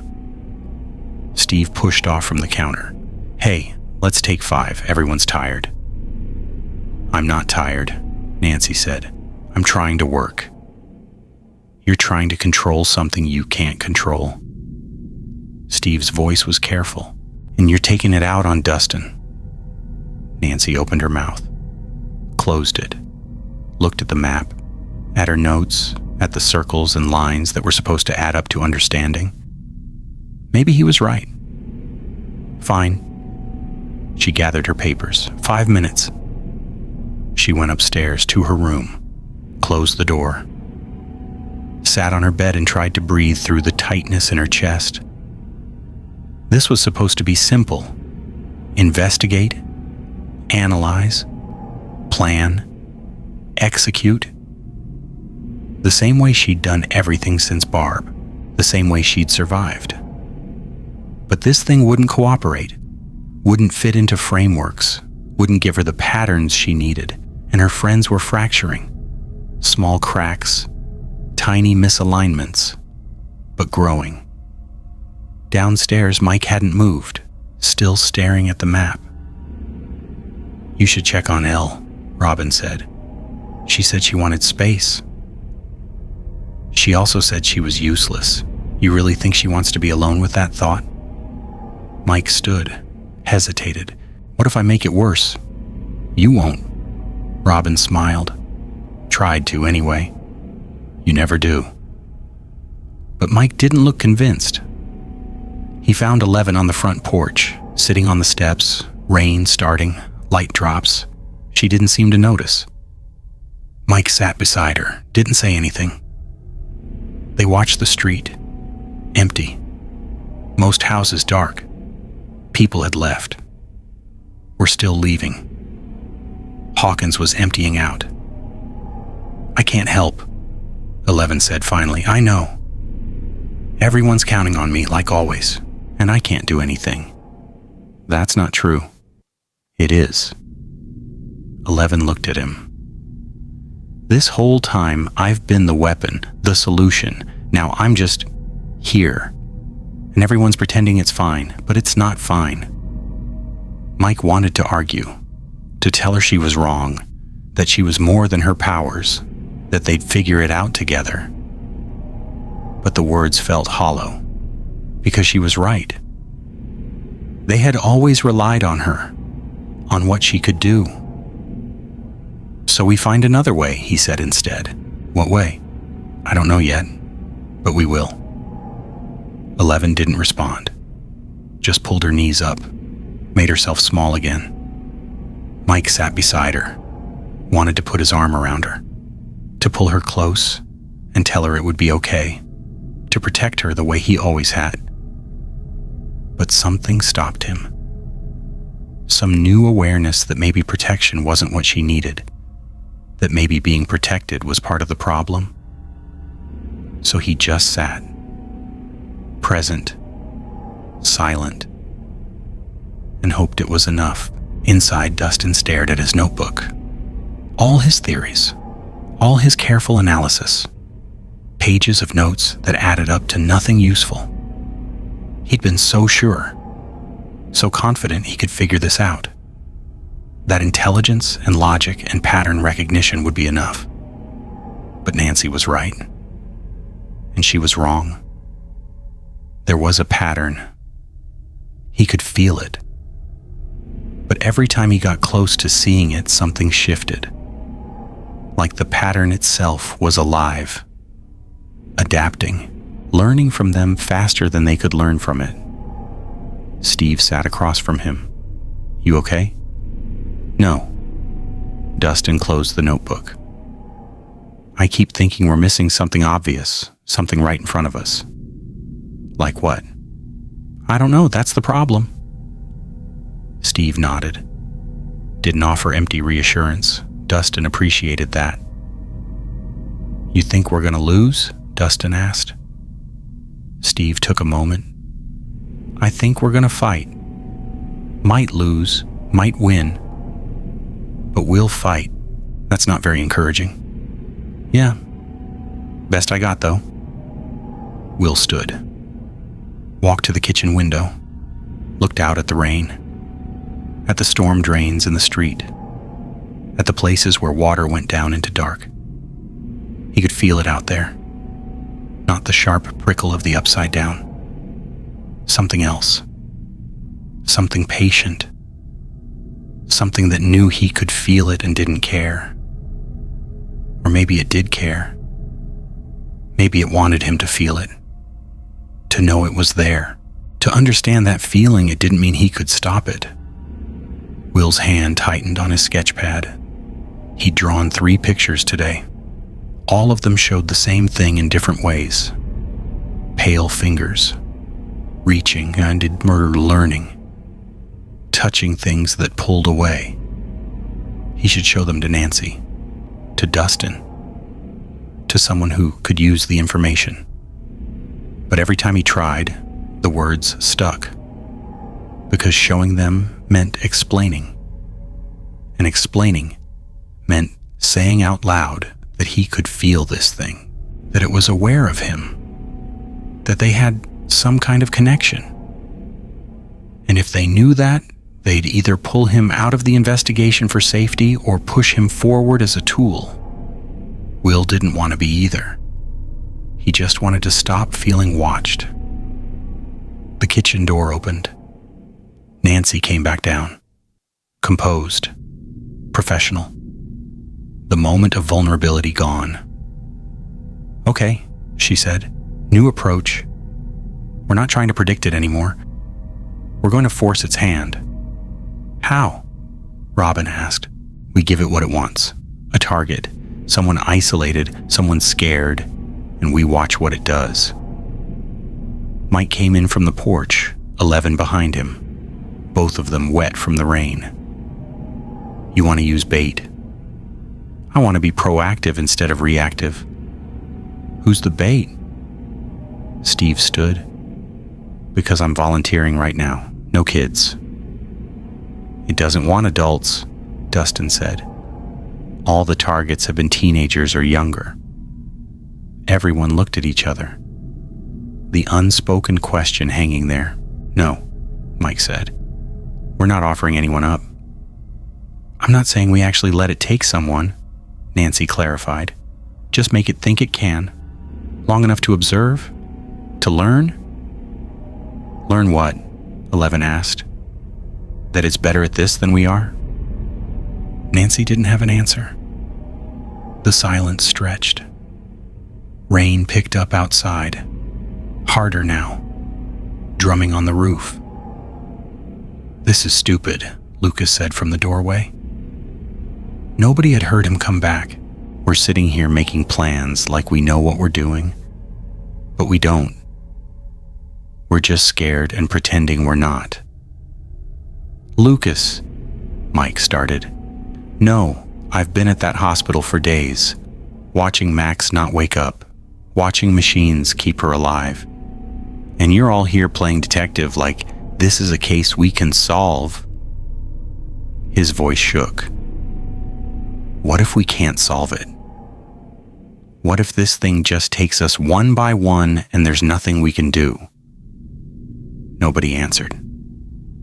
Because they were all thinking it. Lucas turned, walked back out. This time nobody tried to stop him. The kitchen felt colder, smaller, like the walls had moved closer. "We should split up," Robin said quietly. "Get some rest. Come back tomorrow with fresh eyes." "Running away doesn't help," Nancy said. "Neither does this." Robin gestured at the table, at the map, at the tension. "Look at us. We're tearing each other apart and it hasn't even done anything yet." She was right. Nancy knew she was right, but admitting it felt like giving up. "Tomorrow," Steve said, gentle but firm. "We'll figure it out tomorrow." They dispersed, Mike and 11 leaving together, Steve driving Robin home, Dustin gathering his notes with careful precision that spoke of controlled frustration. Will stayed, helped Nancy clean up the table, put away the maps, the markers, the evidence of their failure to understand. "You know something," Nancy said. Not a question. Will's hands stilled on a stack of papers. "Maybe. But you're not saying." "Not yet." "Why not?" Will looked at her, really looked at her for the first time that day. "Because once I say it out loud, it becomes real, and I'm not ready for it to be real yet." Nancy wanted to push, to demand, to extract the information like testimony from a witness. But she saw the exhaustion in Will's face, the fear he was trying to hide.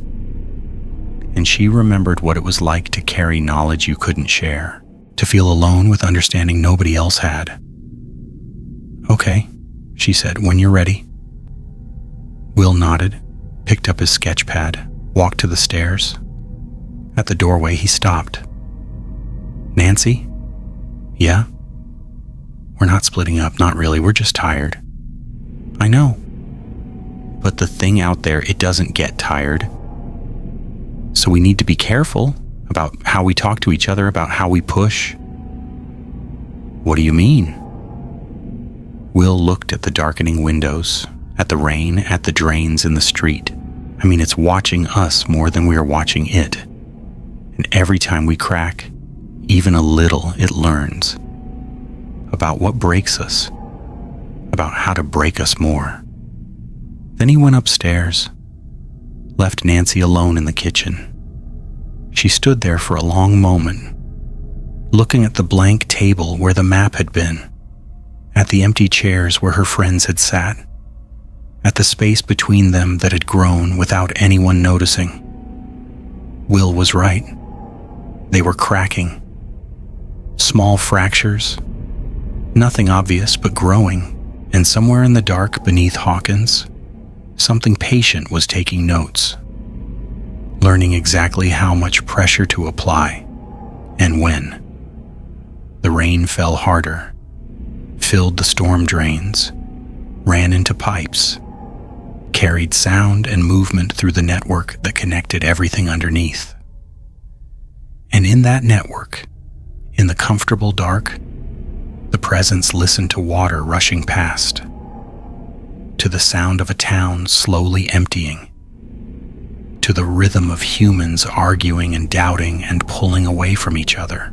Perfect. The cracks were forming naturally, without intervention, without force, just patience and time, and the weight of fear they wouldn't admit to carrying. The presence drifted, content. Soon it wouldn't need to hunt at all. They would isolate themselves. And isolation was where fear grew best. In the quiet spaces between people who used to stand together. In the silence where words should be. In the darkness where friends became strangers. The real hunt was already beginning, and they hadn't even noticed. Vecna felt the intrusion before it arrived. A disturbance in the upside down.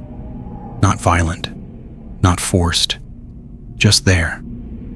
Like finding someone already sitting in a room you thought was empty. He pulled his consciousness together. The healing was slow, too slow.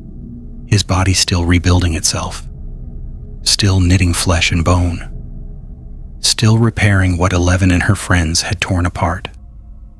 But he was stronger than last time, more aware, more prepared. The presence materialized. Not with form, not with shape, just accumulated awareness in the space before him. Vecna struck immediately. His mind lanced out, sharp, precise, aimed for the core of the presence, for whatever consciousness drove it.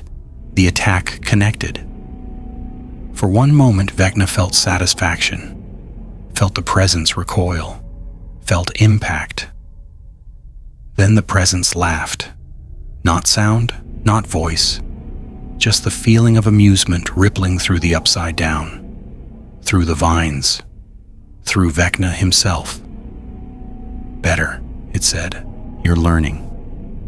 Vecna pulled back, reformed his defenses. "Get out of my world." Still claiming ownership. That amusement again. Interesting. "This is mine. I made it. I control it." "Did you?" The presence drifted closer. "Or did you just break something that was already there?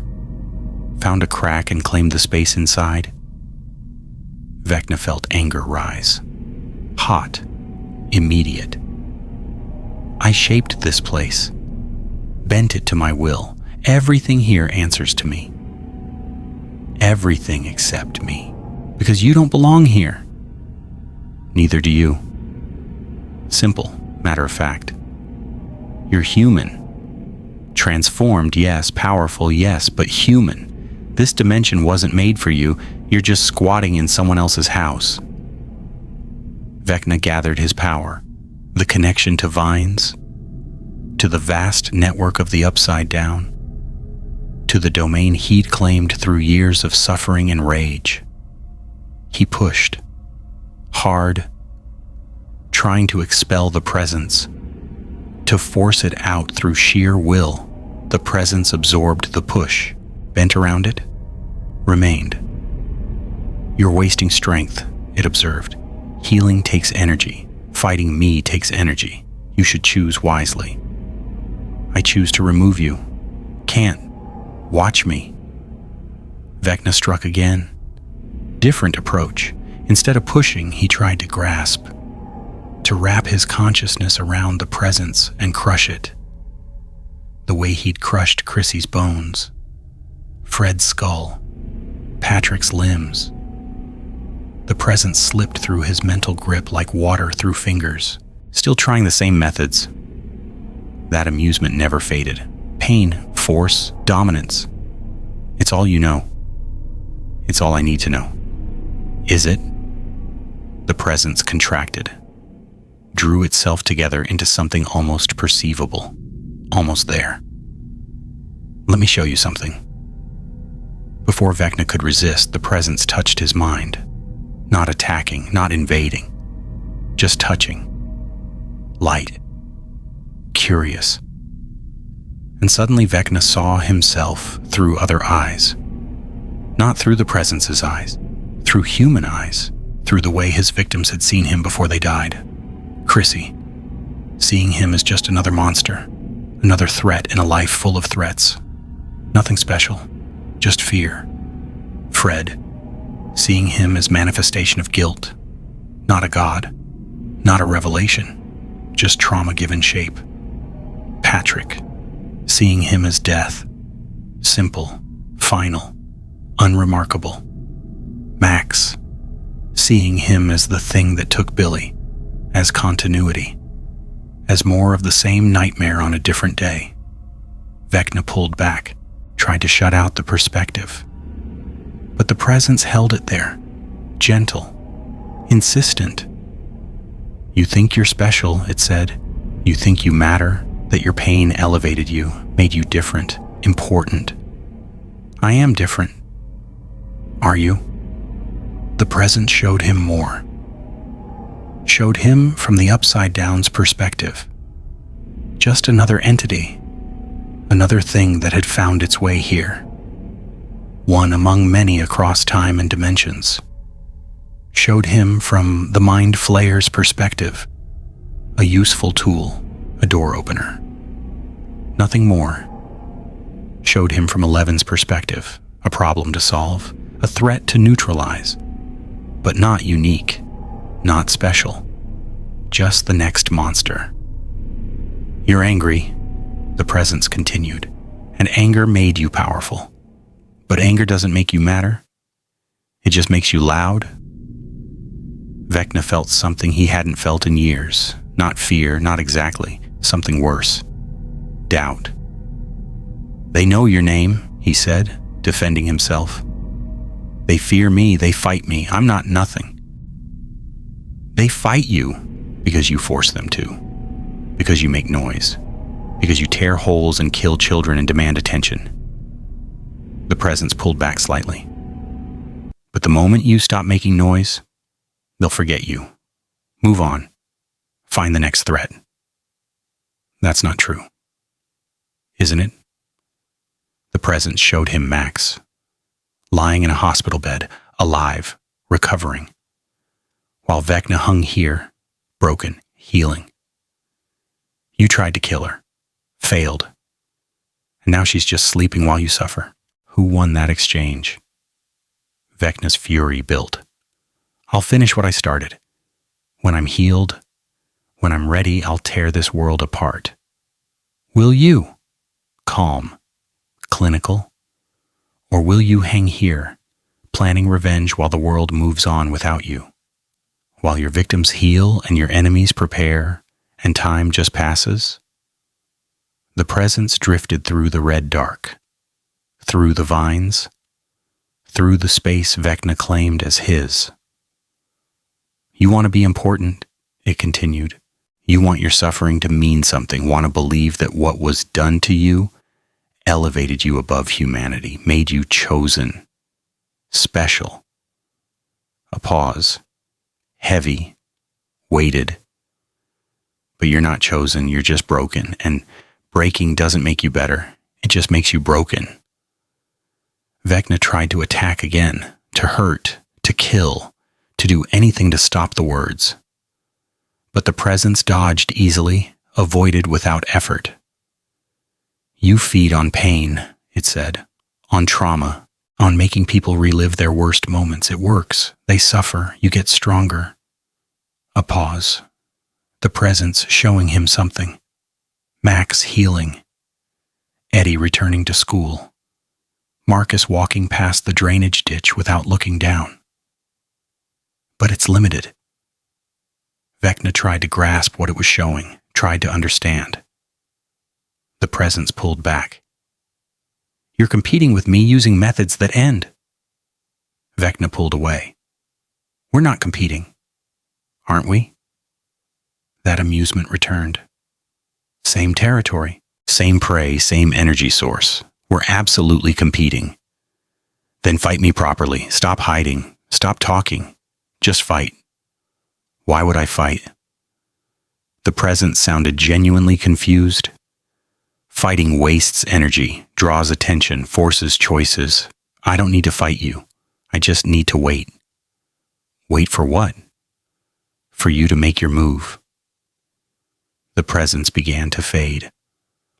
Launch your apocalypse. Draw all eyes. Vecna realized the implication, the pattern. I won't allow it. You can't stop it. Matter of fact, no malice, just truth. You need to attack, it's what you are. Your anger won't let you wait. Wait. Vecna reached out, not to attack, to understand. What are you? Silence, long, considering. Old, it finally said. Older than your pain. Older than your anger. Older than your need to matter. That's not an answer.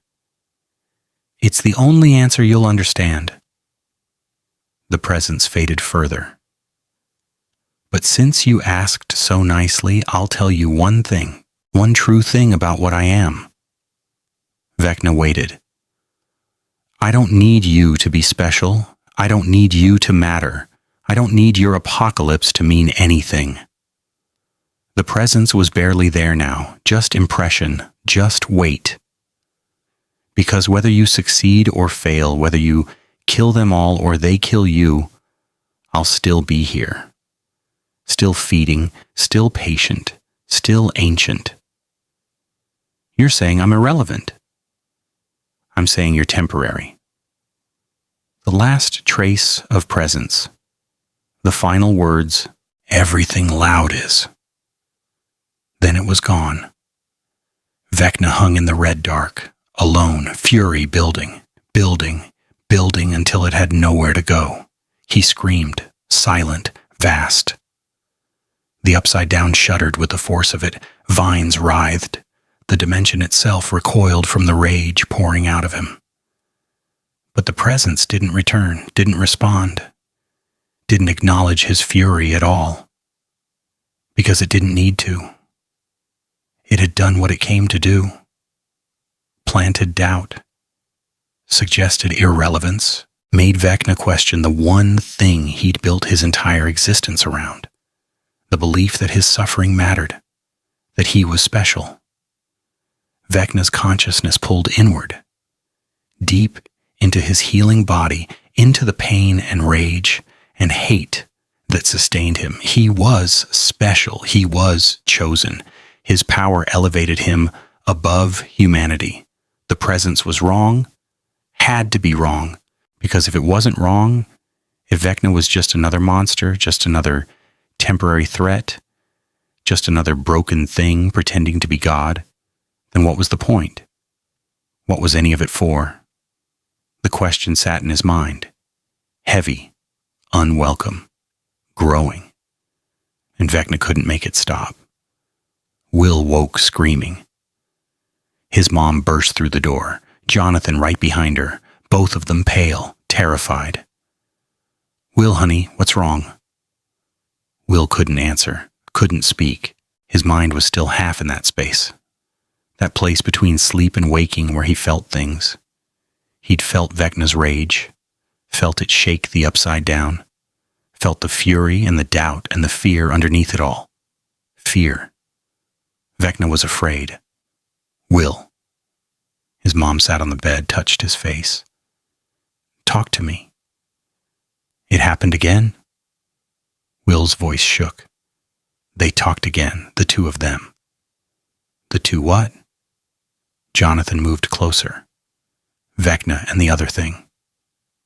Will pulled his blanket tighter. They fought, not physically, but fought. "Who won?" his mom asked. Will looked at her. "The thing that wasn't fighting back." Joyce and Jonathan exchanged glances, worried, uncertain. "I need to tell the others," Will said. "They need to know." "Know what?" "That Vecna is scared.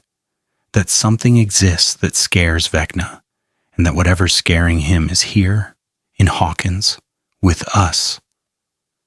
The words hung in the small bedroom, heavy, terrible. "What could scare Vecna?" Jonathan asked quietly. Will looked at his drawing.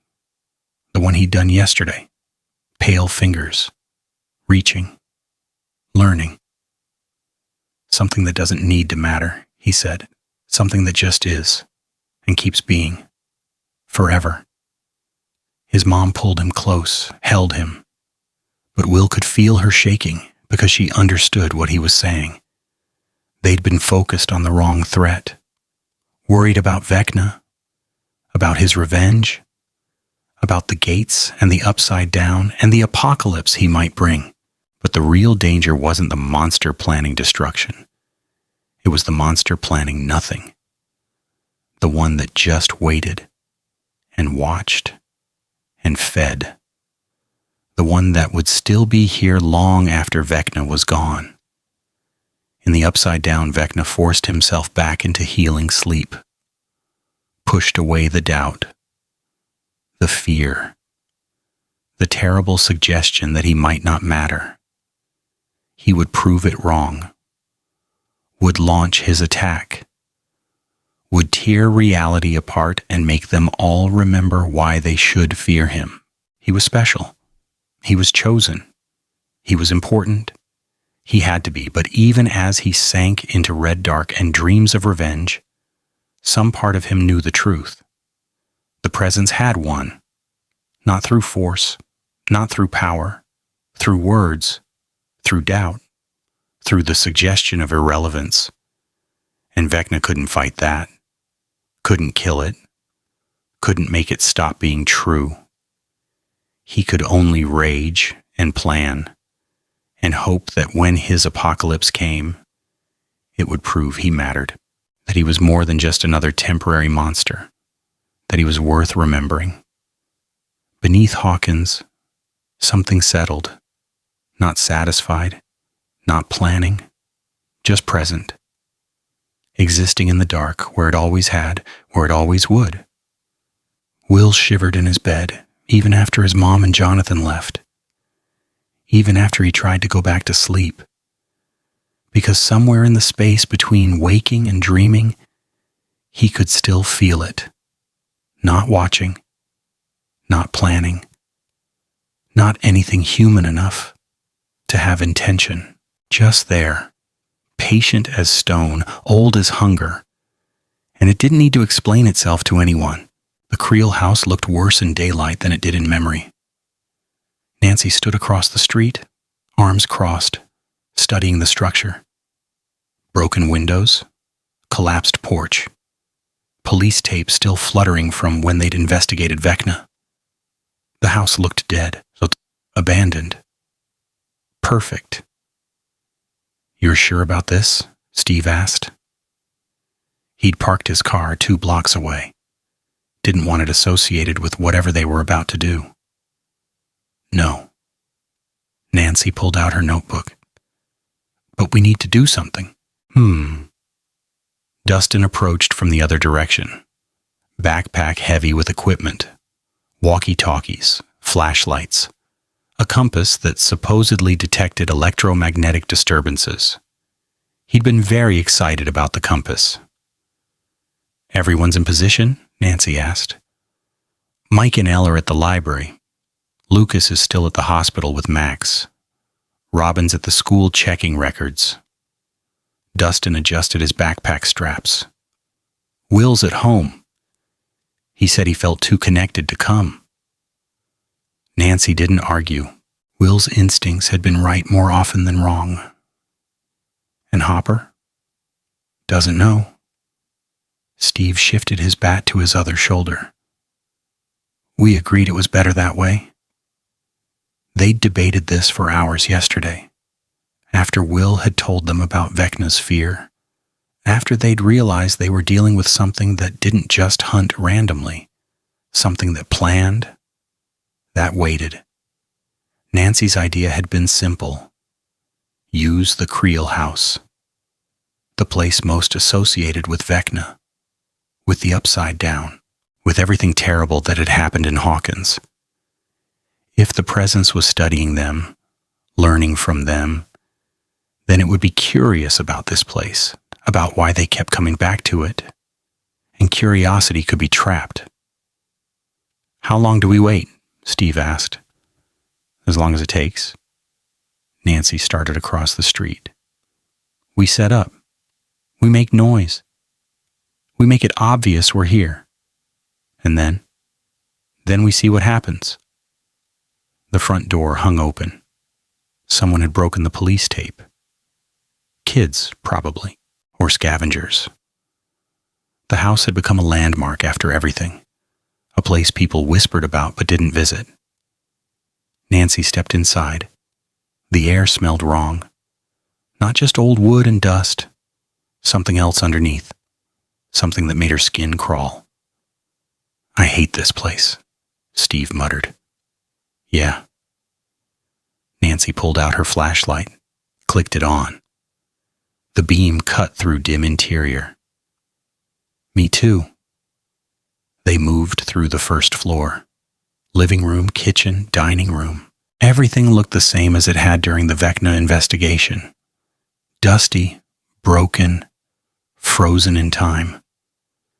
Dustin set up his equipment in the center of the living room, laid out the walkie-talkies in a circle, set the compass in the middle, pulled out a tape recorder. "What's that for?" Steve asked. "EVP, electronic voice phenomena. If this thing communicates, maybe we can record it." "You think it talks to tape recorders?" "I think we should try everything." Nancy walked to the window, looked out at the empty street, at the neighboring houses with their dark windows and overgrown yards. Nobody lived on this block anymore. Too close to the Creel house. Too many bad memories. Perfect isolation. "Nancy." Dustin's voice had changed, gone tight. "Look at this." She turned. The compass needle was spinning. Slow at first, then faster, rotating without stopping. "That's not normal," Steve said. "No, it's not." Dustin tapped the glass. The needle kept spinning. "Something's interfering with the magnetic field?" "The Upside Down?" Nancy moved closer. "Maybe.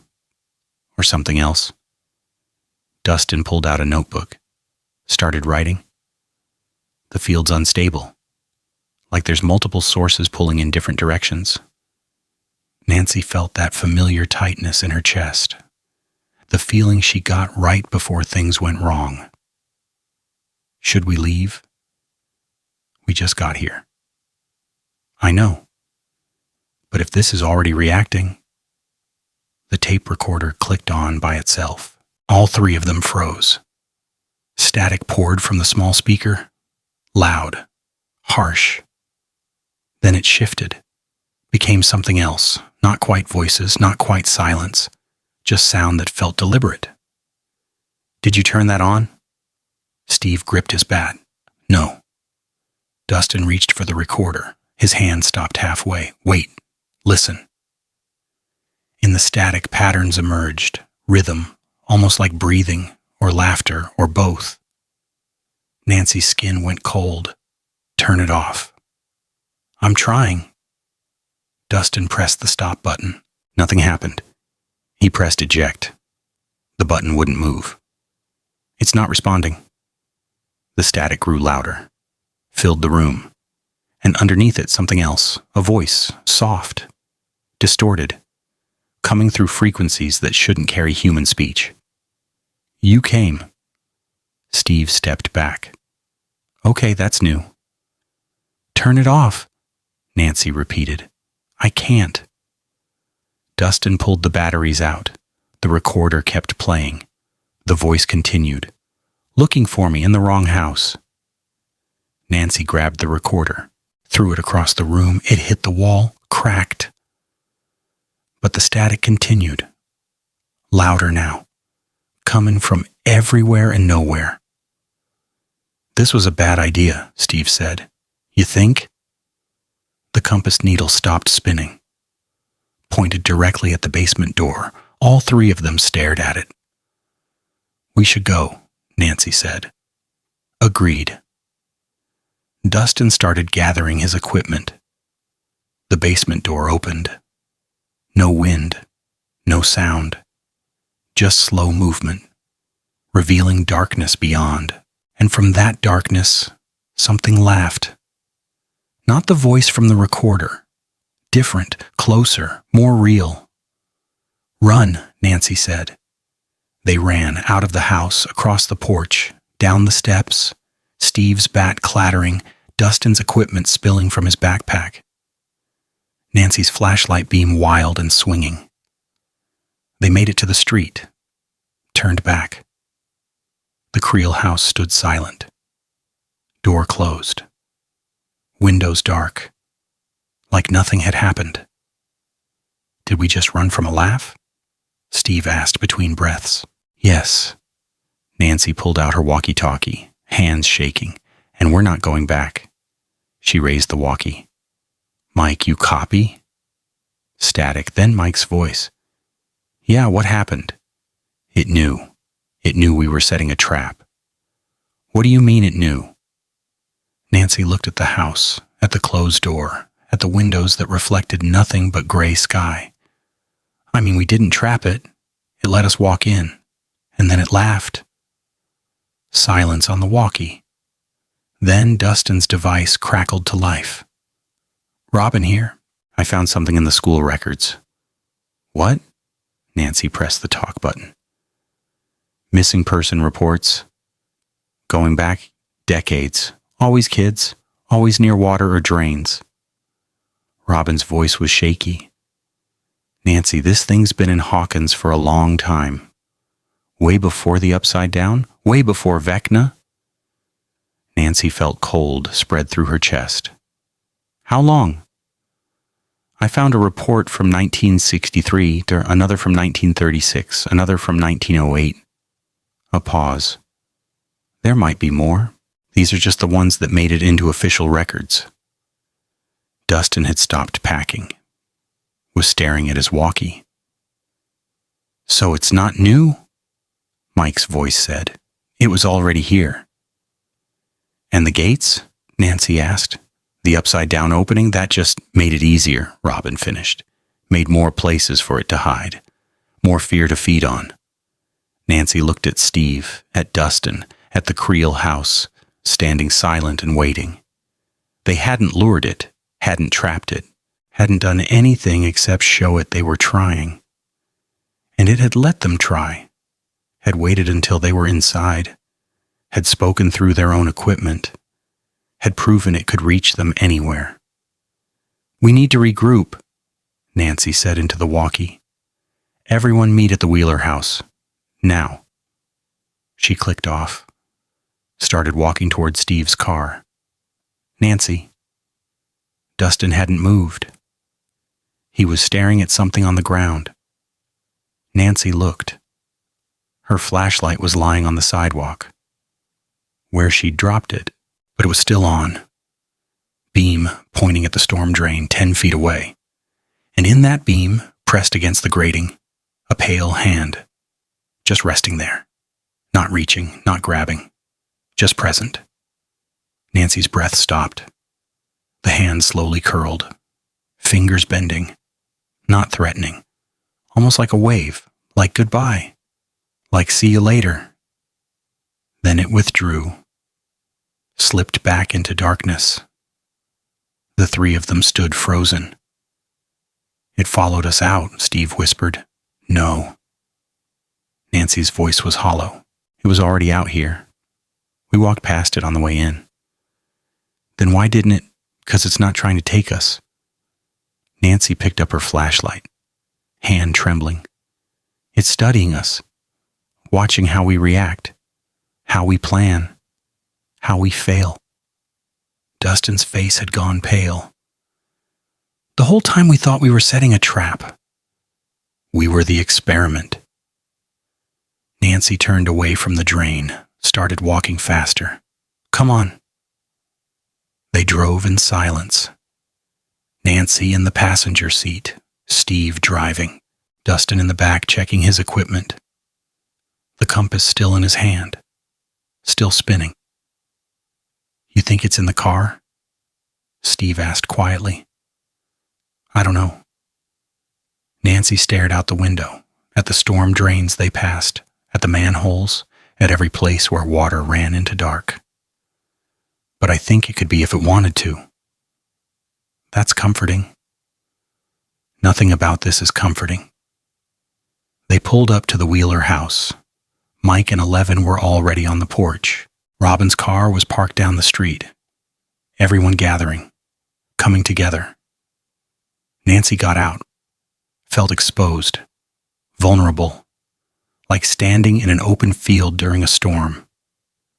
Inside, they crowded into the basement, the familiar space that had always felt safe, their war room, their planning center. But now, Nancy couldn't shake the feeling that it wasn't safe, that nowhere was safe, that every drain and pipe and shadow held potential threat. Okay, Mike said when everyone was seated. What happened? Nancy told them. The compass, the recorder, the voice, the hand. When she finished, nobody spoke for a long moment. So we can't trap it, Lucas said finally. He'd left the hospital for this, looked exhausted. Can't surprise it, can't predict it. It's always ahead of us, Dustin added. Every move we make, it's already considered it. Because it's been here longer, Robin said. It knows this town better than we do. Knows the infrastructure, the layout, the hiding places. And it's patient, Nancy said. The word tasted bitter. We're running around panicking, making plans, trying to act. And it's just waiting, watching. So what do we do? Mike asked. Nancy looked at her notes, at the timelines and maps and theories that had led to nothing, that had led them straight into being observed and measured and found wanting. I don't know, she admitted. And saying it out loud hurt. I don't know how to fight something that doesn't fight back. 11 had been quiet, sitting in her usual spot. But now she stood. Maybe we don't fight it. Her voice was soft but certain. What do you mean? Mike moved beside her. It wants to watch us, learn us, study us. 11 looked at each of them. So we show it something wrong, something it doesn't expect. Like what? Dustin leaned forward, like not being afraid. Kinda hard when not pretending. 11 cut him off. Really not afraid. Because if it feeds on fear and we stop being scared, it starves, Nancy finished. understanding clicking into place. But even as she said it, she knew it was impossible. How do you stop being afraid of something that's everywhere, that's been here for decades, that knows your town better than you do? That's not a plan, Lucas said. That's philosophy. Sometimes philosophy is all you have, Robin said quietly. The basement fell silent. Nancy looked at her friends, at their tired faces, at the fear they were all trying to hide. They'd walked into a trap thinking they were setting one, had been outmaneuvered without even realizing they were playing, had proven to the thing hunting them that they didn't understand the rules. And worst of all, it had let them try, had let them exhaust themselves, planning and executing and running, because it didn't need to stop them, just needed to watch them fail. Nancy stood, walked to the small basement window, looked out at the street. A storm drain sat at the corner, water trickling into it from yesterday's rain. And for just a moment, Nancy thought she saw something pale in the shadows below the grating. A glimpse of white, a suggestion of fingers. She blinked. It was gone, but the message was clear. They weren't hunting it. It was watching them try and finding their efforts amusing. Upstairs, the phone rang. Nancy's mom answered. Her voice drifted down, concerned, asking questions Nancy couldn't quite hear. Then footsteps on the stairs, her mom's face appearing. Nancy, phone for you. It's Chief Powell. Nancy climbed the stairs, took the phone. Hello? Nancy. Powell's voice was tight, controlled. We have another incident. Nancy's stomach dropped. Who? A girl. Jennifer Marcus, 15. She's alive, but... He paused. She's not talking. Won't say what happened. Just keeps drawing the same thing over and over. Drawing what? A smile. Powell took a breath. Just a smile. Red and white. Nothing else. Over and over until the paper tears. Nancy closed her eyes. Where did they find her? The old railway drainage ditch. Same place her brother Marcus was approached. A longer pause. Nancy, this thing is escalating. Whatever it's doing, it's not stopping. It's getting bolder. Nancy looked down the stairs, at her friends gathered in the basement, at the maps and plans that meant nothing. We're working on it, she said. Work faster. Powell hung up. Nancy stood there, phone in hand, listening to the dial tone, another victim, another message, another proof that they were failing. She walked back down to the basement. Who was it? Mike asked. Jennifer Marcus, Marcus Webb's sister. Nancy sat down. It took her to the same place it approached him, like it's making a point. What point? Robin asked. Nancy looked at the storm drain outside the window, at the darkness that held patient things, that families aren't safe, that connection doesn't protect you. She turned to face them. That we can't stop it from taking whoever it wants, whenever it wants. The basement pressed in, smaller, darker, less safe than it had ever been. Nancy looked at the storm drain outside the window, at the darkness that held things they couldn't see, couldn't predict, couldn't fight. We need to be ready, she said quietly, for whatever comes next. But even as she said it, she knew they weren't ready, knew they'd never been ready, knew that the thing beneath Hawkins had been patient for decades, centuries maybe, and patience always won in the end. Will sat in his corner, sketchpad on his lap, not drawing, just holding it. His neck prickled. Not the sharp cold of the upside down. Something else, warmer, closer.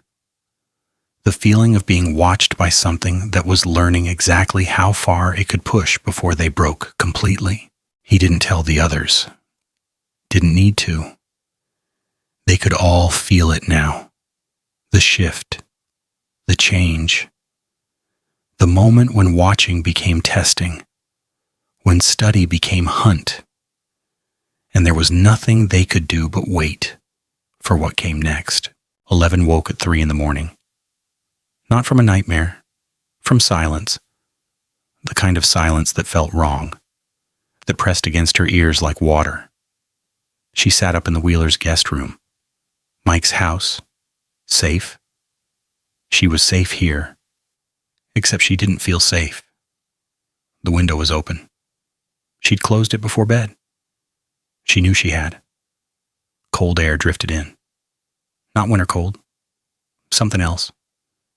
The kind of cold that came from below. From deep places. 11 stood. Walked to the window. Started to close it. Then stopped. Someone was in the backyard, standing by the fence, perfectly still, watching the house. 11's breath caught. The shape was familiar, too familiar, tall, angular, wrong proportions. No, it couldn't be. The figure moved, stepped into moonlight. Vecna. 11's power flared instinctively, reaching, ready to strike. Her nose started bleeding immediately. She was still weak, still recovering from the void attempt. But she didn't care. He was here. In Hawkins. At Mike's house, she had to... The figure tilted its head. The movement was wrong. Not Vecna. Not the way Vecna moved. 11 blinked, wiped her nose, looked again. The figure was gone. She stood at the window, heart pounding, searching the backyard, the fence, the street beyond. Nothing. But she'd seen him. She knew she'd seen him. 11 grabbed her jacket, pulled it on, moved to the door, stopped. Should she wake Mike? Tell him? No. If Vecna was here, she needed to face him, end it, before he hurt anyone else. Before he hurt Mike. She opened the door, moved through the quiet hallway, down the stairs, past the basement door where they'd spent so many hours planning and failing. The back door was unlocked. 11 stepped into the yard, grass wet with dew, cold seeping through her shoes. I know you're here, she said quietly. The yard remained empty, silent. 11 moved toward the fence, toward where she'd seen the figure. Her power hummed beneath her skin. Ready, eager. She reached the fence, looked over it. The neighboring yard was dark, empty, just shadows and trees and normal nighttime things. You can't hide, she said. I'll find you. Will you? The voice came from behind her. 11 spun. Vecna stood 5 feet away. In the Wheelers' backyard. Real, physical, present. But something was wrong. His face, it looked like Vecna's face, the burns, the twisted flesh, the vines growing through skin, all of it there. But the eyes were wrong. Too bright, too aware, like they were watching her watch him, studying her reaction in real time. You shouldn't be here, 11 said. Power building. You're still healing. Am I? Vecna took a step closer. The movement was fluid. Too fluid. Vecna moved with pain. With the weight of his broken body. This moved like water. 11 thrust her hand out. Power lancing forward. The same power that had thrown cars and crushed bones and closed gates. It hit Vecna square in the chest. He staggered backward, hit the fence, slumped against it. But he didn't fall, didn't scream, just looked at her with those wrong bright eyes and smiled. Vecna didn't smile. Not like that. Not with curiosity and amusement. What are you? 11 asked. What do you think I am? The voice was Vecna's voice. Exactly right. Down to the cadence, the contempt. You hurt me before. Broke me, sent me running. You're not him. No? Vecna pushed away from the fence, stood straight. No pain, no weakness. How can you tell? 11's hands shook. Blood ran from her nose. She'd used too much power already, pushed too hard. Vecna hates me, she said. You're just curious. The thing wearing Vecna's face tilted its head again. That wrong movement. Clever girl. Then the face rippled, shifted. For just a moment, 11 saw something else underneath. Not skin, not flesh, just lights, swirling, colors that didn't belong in this world. She'd seen those lights before, in the void, when she tried to find it. The dead lights. You. 11 stepped back. The thing from the sewers. Yes. The face settled back into Vecna's form. Perfect mimicry. Did you like my costume? 11 wanted to run, wanted to scream, wanted to do anything except stand here looking at this wrong version of her worst enemy. But she couldn't move, couldn't look away. Why? She asked. Why wear his face? To see what you'd do. The thing moved closer, each step deliberate, testing. To see if you'd attack first and realize after. To see if seeing him overrides your ability to see me. I see you. Do you? It stopped, arms distance away. What do you see? 11 tried to look past the disguise. To see the thing underneath the way she'd seen it in the void, but the shape held. Vecna's face, Vecna's body, perfect and terrible and wrong. I see a trick, she said. But it worked.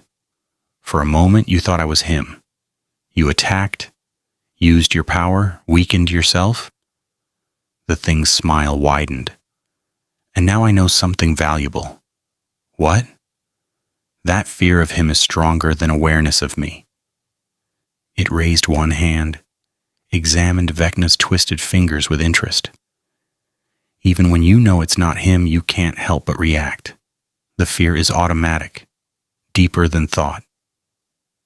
11's power flared again, weaker this time, fading. Get away from me.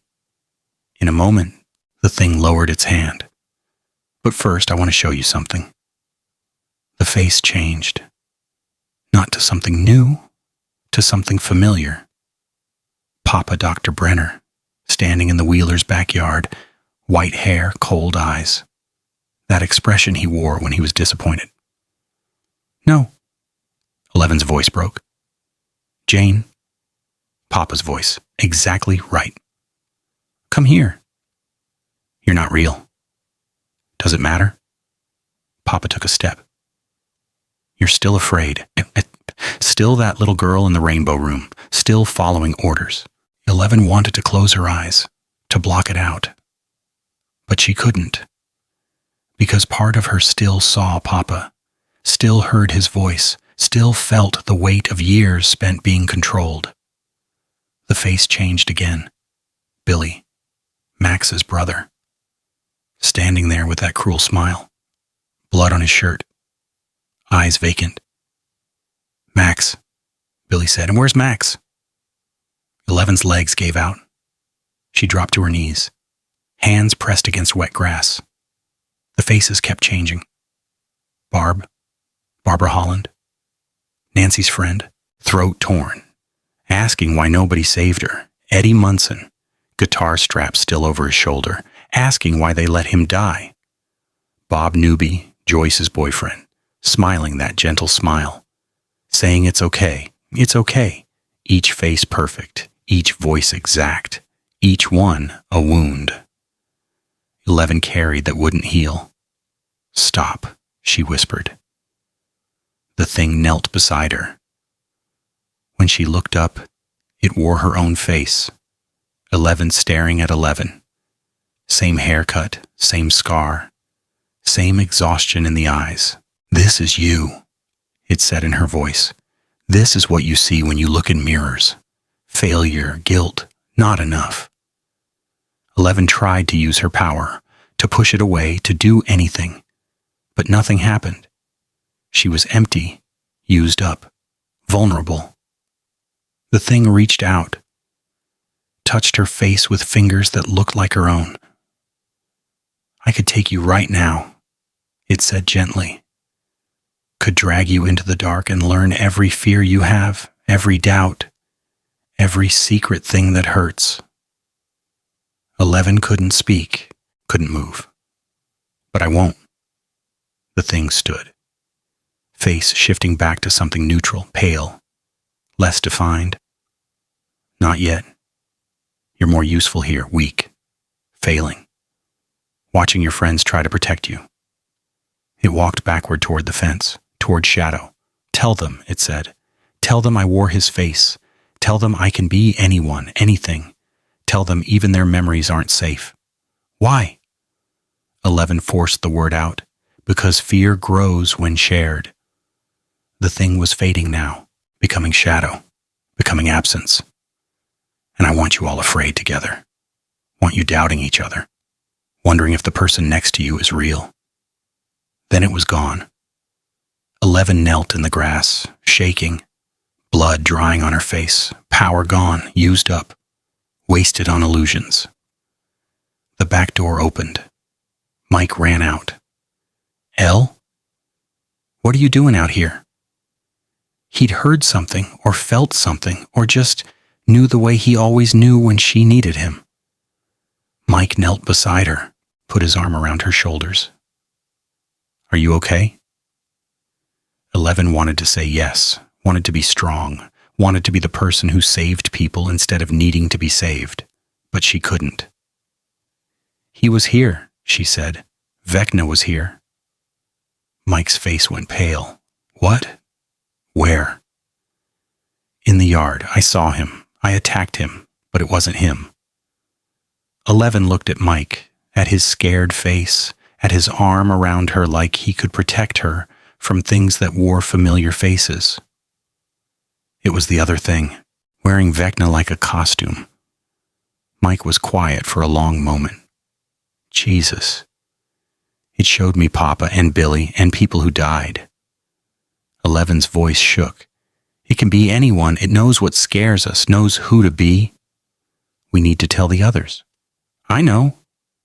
But neither of them moved, just knelt there in the cold grass, holding each other. Two people who'd fought monsters and won. Except they weren't winning anymore. They were barely surviving, and the thing hunting them had just proven it could hurt them without even touching them, could break them with faces, with voices, with memories they couldn't defend against. Inside the house, Nancy woke. She'd heard the back door, heard voices. She moved to the window, looked down at the backyard. Mike and 11 kneeling in the grass, holding each other, both of them shaking. Nancy's stomach dropped. Something had happened. Something bad. She grabbed her robe, moved downstairs, fast but quiet. When she reached the back door, Mike and 11 were coming inside, both of them pale. 11's face streaked with blood. "What happened?" Nancy demanded. Mike looked at her. "It can shapeshift. It can look like anyone." Nancy felt cold spread through her chest. "How do you know?" "It came here. Wore Vecna's face. Tricked Elle into attacking." Mike's voice was tight. "It knows we're more afraid of things we recognize than things we don't." Nancy looked at 11, at the fear in her eyes, at the way she held herself like she was trying not to fall apart. "We need to wake everyone up," Nancy said. "Right now." Within 20 minutes, the basement was full. Everyone gathered, tired, scared, waiting for Nancy to explain why they'd been dragged from sleep at 3 a.m. 11 sat on the couch, Mike beside her. Not touching but close, protective without smothering. Nancy stood, told them what happened. Vecna's face. The cycle of dead people. The message about fear and doubt. When she finished, nobody spoke. So we can't trust what we see, Lucas said finally. We can't trust our own eyes. We can trust that it's trying to break us, Nancy said. That's what this is, psychological warfare. It's working, Robin said quietly. Maybe. Nancy looked at each of them. Or maybe it just showed us its weakness. What weakness? Dustin asked. It can be anyone. That's the opposite of weakness. It has to be someone. Nancy moved to the board, grabbed a marker. It can't just be nothing. It has to take a shape. Wear a face, and that means it's limited. Limited how? Mike's voice was skeptical. It can only be one person at a time, one face, one voice. Nancy was writing now, making lists. And it has to study before it can mimic, has to learn the details. That takes time, observation. So what? Steve asked. We just wait for it to make a mistake? No, we force mistakes. Nancy turned. It knows our fears? Fine, we expected that. But it just showed us something it didn't mean to show us. What? 11 asked. Nancy looked at her. That it needs our fear to work. Needs us to believe the illusion. When you realized it wasn't Vecna, it lost power over you. It still hurt me. With memories, with guilt. But it didn't attack you. Didn't take you. Nancy's mind was racing. Because it's still learning, still testing. And that means we have time. Time for what? Robin asked. Nancy didn't have an answer. Not yet. But she was starting to understand something. The thing was powerful. Could shapeshift. Could read fear. Could mimic anyone. But it was still just studying. Still gathering data. Still preparing. Which meant they could still hurt it. If they figured out how before it finished learning. Will stood suddenly, walked to the window, stared out at the street. Will? His mom had appeared. She'd heard the commotion, came down. What's wrong? I need to tell you something, Will said, not looking away from the window. Something I should have said days ago. Everyone waited. Will turned, faced them. I've been feeling it since this started. Like the upside down, but different. And yesterday I felt something else. Vecna. Scared. Angry, like something had gotten into his space. The presence, Dustin said, they met. More than met. Will's hands clenched. They talked. And Vecna lost. Not a fight, just lost. Lost the argument.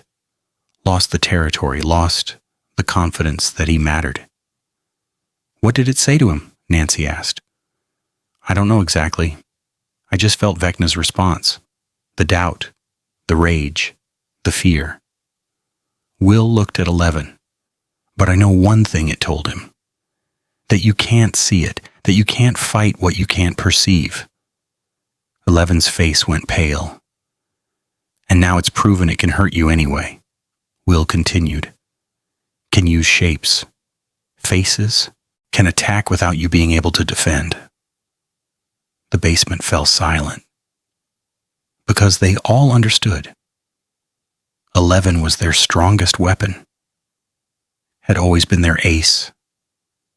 The person who could close gates and break monsters and save them when everything else failed. And the thing hunting them had just systematically removed her from the board. Not by killing her. By proving she was powerless. I'm sorry, 11 said quietly. I can't help. That's not true. Mike said immediately, but it was true, and they all knew it. Nancy looked at her friends, at their exhausted faces, the fear they couldn't hide anymore. They'd lost tonight, lost badly, and the thing that had beaten them hadn't even needed to hurt them physically, just needed to show them a face they feared more than death, and watch them break.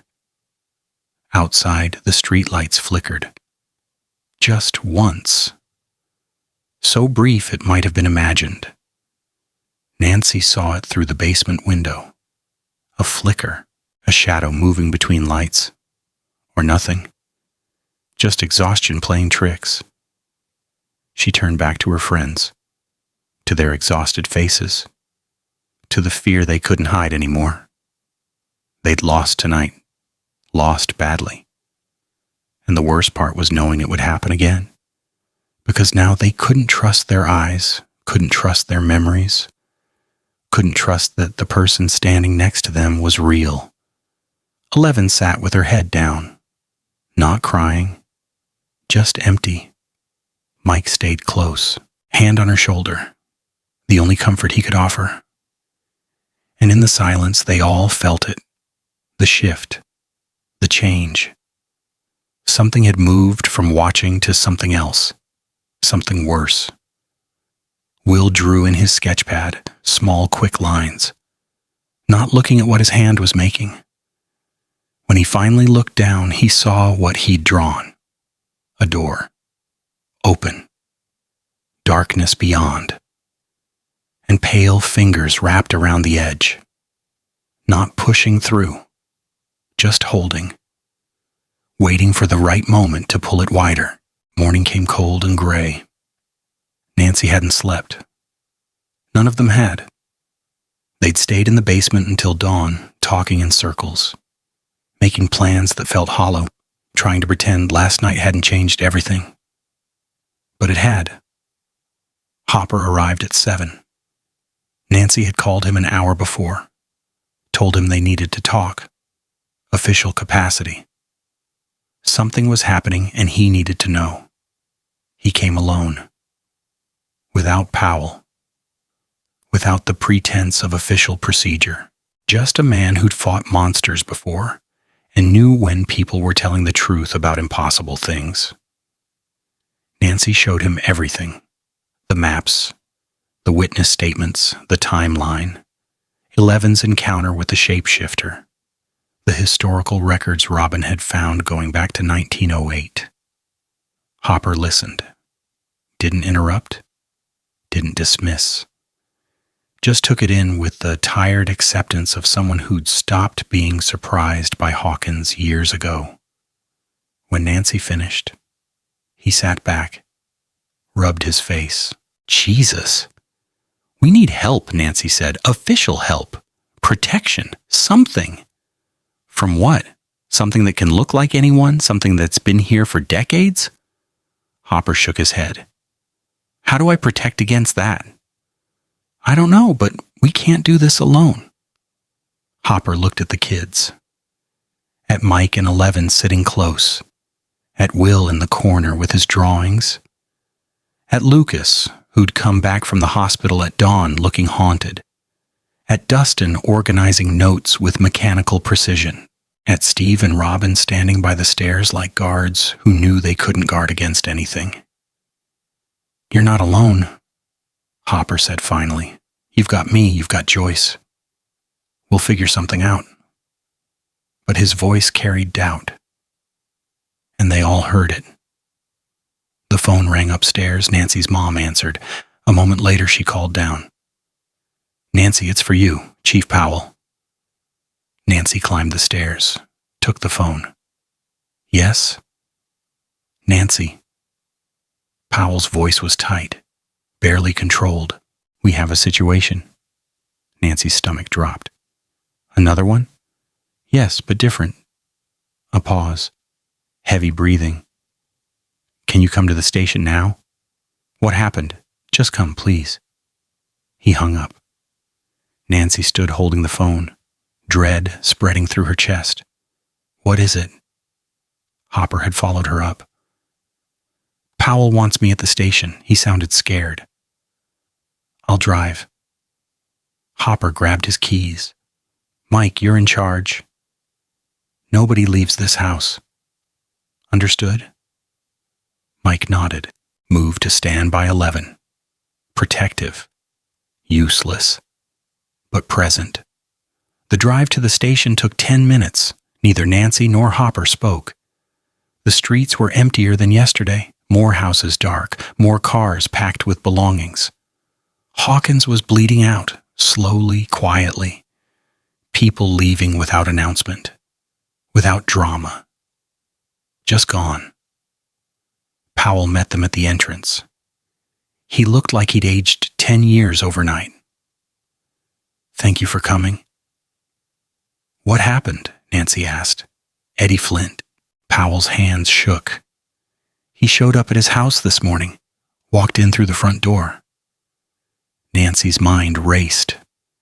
That's good, right? He's been recovering. Maybe he never left the hospital, Nancy. Powell cut her off. The real Eddie Flint is still in his room. Sedated, under observation, has been for days. Cold spread through Nancy's chest. Then who? We don't know. His mother called us hysterical. Said Eddie came home, sat at the breakfast table, started eating. When she tried to talk to him, he just stared at her. Powell wiped his face. We went to check. The thing was still there. Still sitting, still eating. Looking exactly like Eddie. Where is it now? Hopper asked. It left. When we arrived, it stood up, walked to the door, turned around and waved goodbye. Powell's voice broke. Then it walked down into the storm drain in front of the house. Just walked down into it like it was stairs. And we heard laughing from below. Nancy felt sick. It's not just mimicking anymore, it's showing us it can replace people. Why would it do that? Hopper asked. What's the point? Nancy thought about last night, about Eleven's face, about doubt, about trust breaking down. To prove we can't tell the difference, she said. To make us question everyone.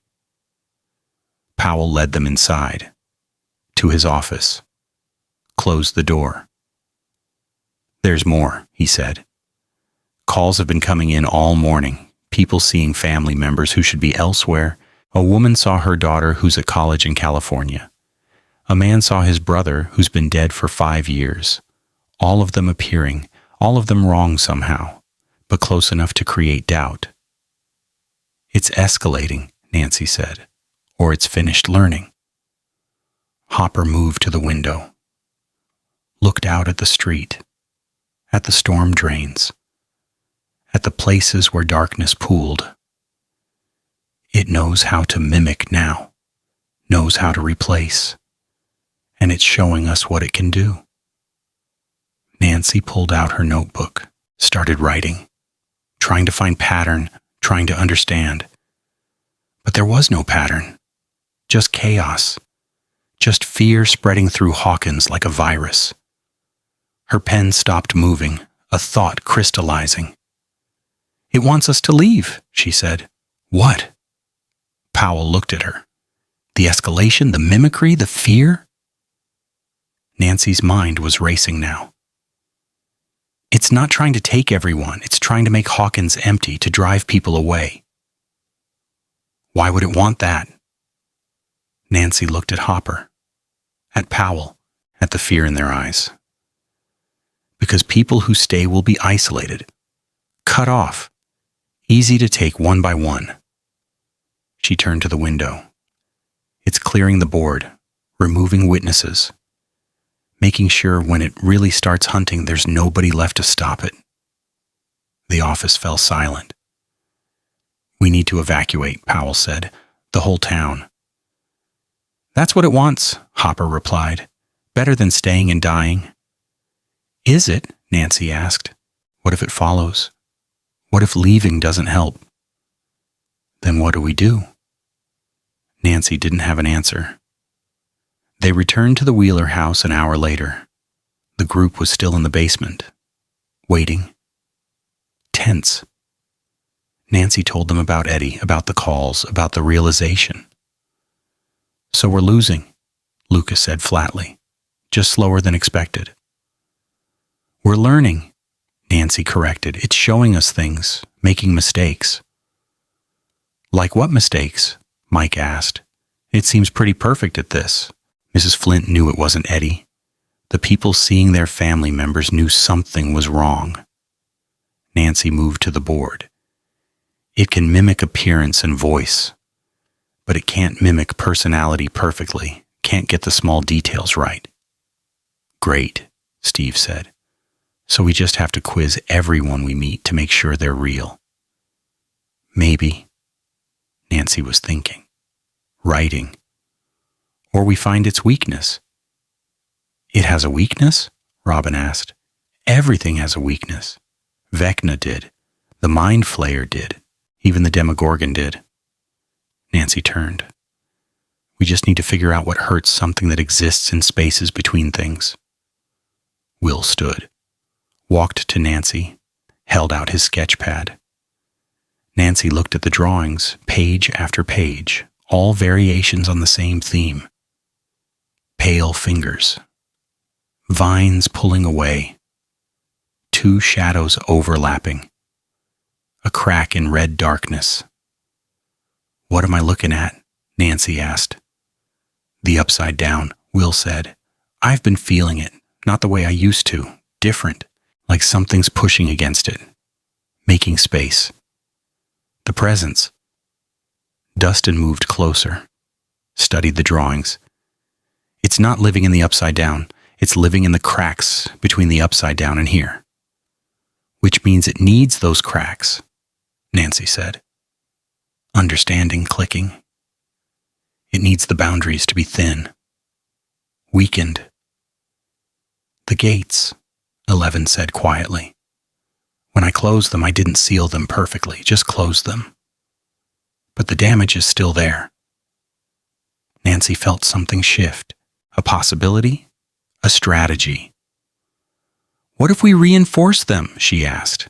"What if we made the boundaries stronger, sealed the cracks properly?" "Would that hurt it?"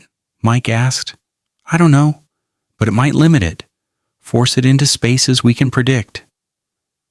Nancy was writing faster now. "If it needs thin boundaries to exist, and we take those away, it would have to come through the hard way," Hopper finished. "Through places we can watch, defend." "Or it would weaken," Dustin added, "lose access to whatever power it draws from those spaces." 11 stood, walked to Nancy, looked at Will's drawings. "I could try," she said. "Go back to the gates, feel for the cracks, try to close them properly." "That's dangerous," Mike said immediately. "Everything's dangerous." 11 looked at him. "But this is something I can do. Something my power works on." Nancy saw the determination in 11's face, the need to be useful, to contribute, to not be the person who couldn't help. "We'd need to plan it carefully," Nancy said. "Know which gates, which locations, have backup." "And protection," Hopper added. "If this thing figures out what we're doing, it'll try to stop us."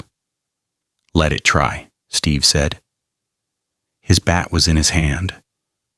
Nancy hadn't seen him pick it up. "At least then we'd be doing something."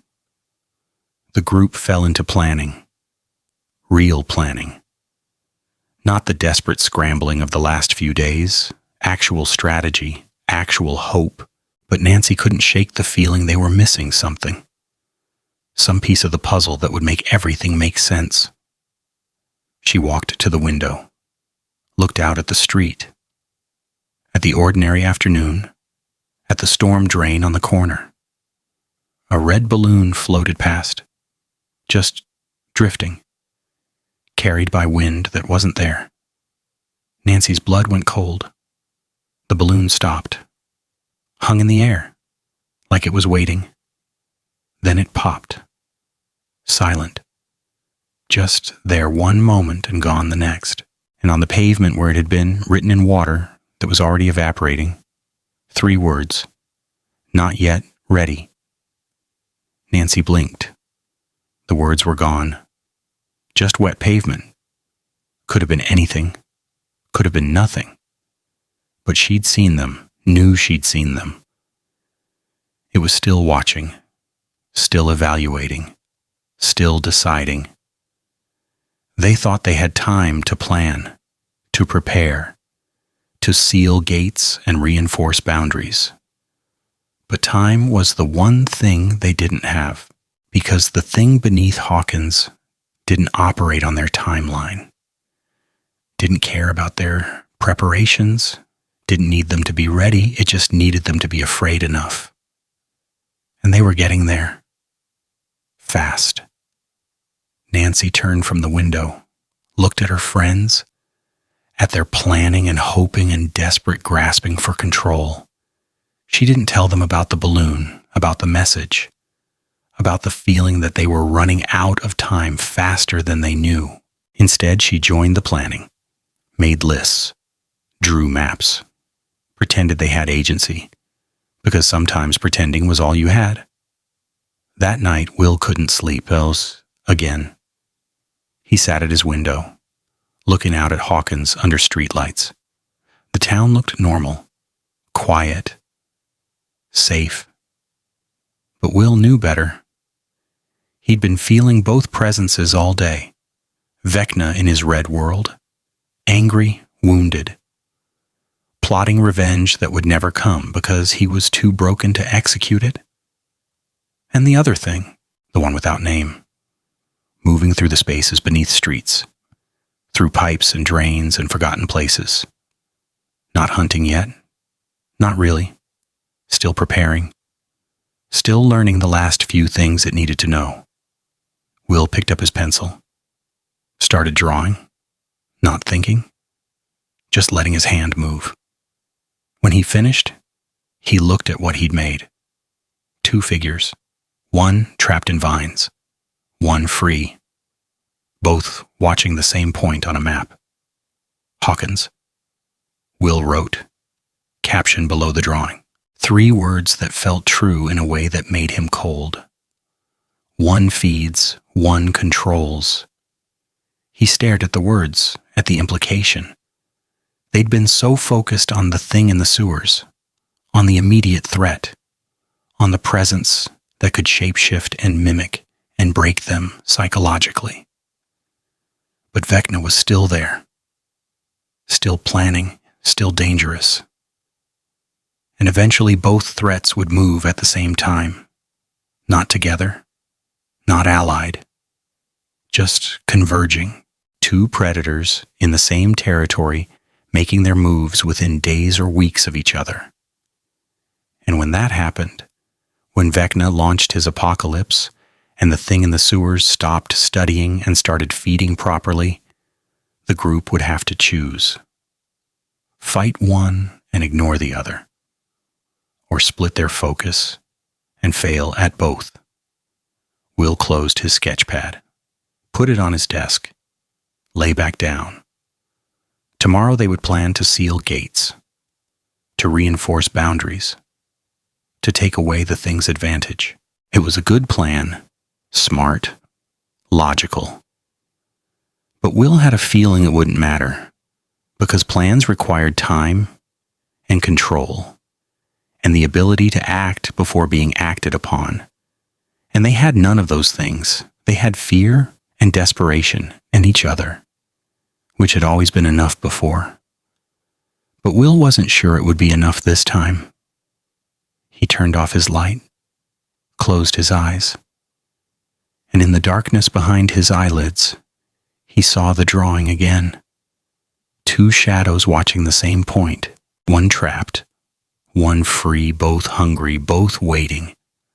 Outside, the streetlights hummed. The storm drains gurgled. The town slept uneasily. And beneath it all, in spaces nobody thought about, something ancient settled deeper into comfortable dark. Not thinking, not planning, not scheming. Just there.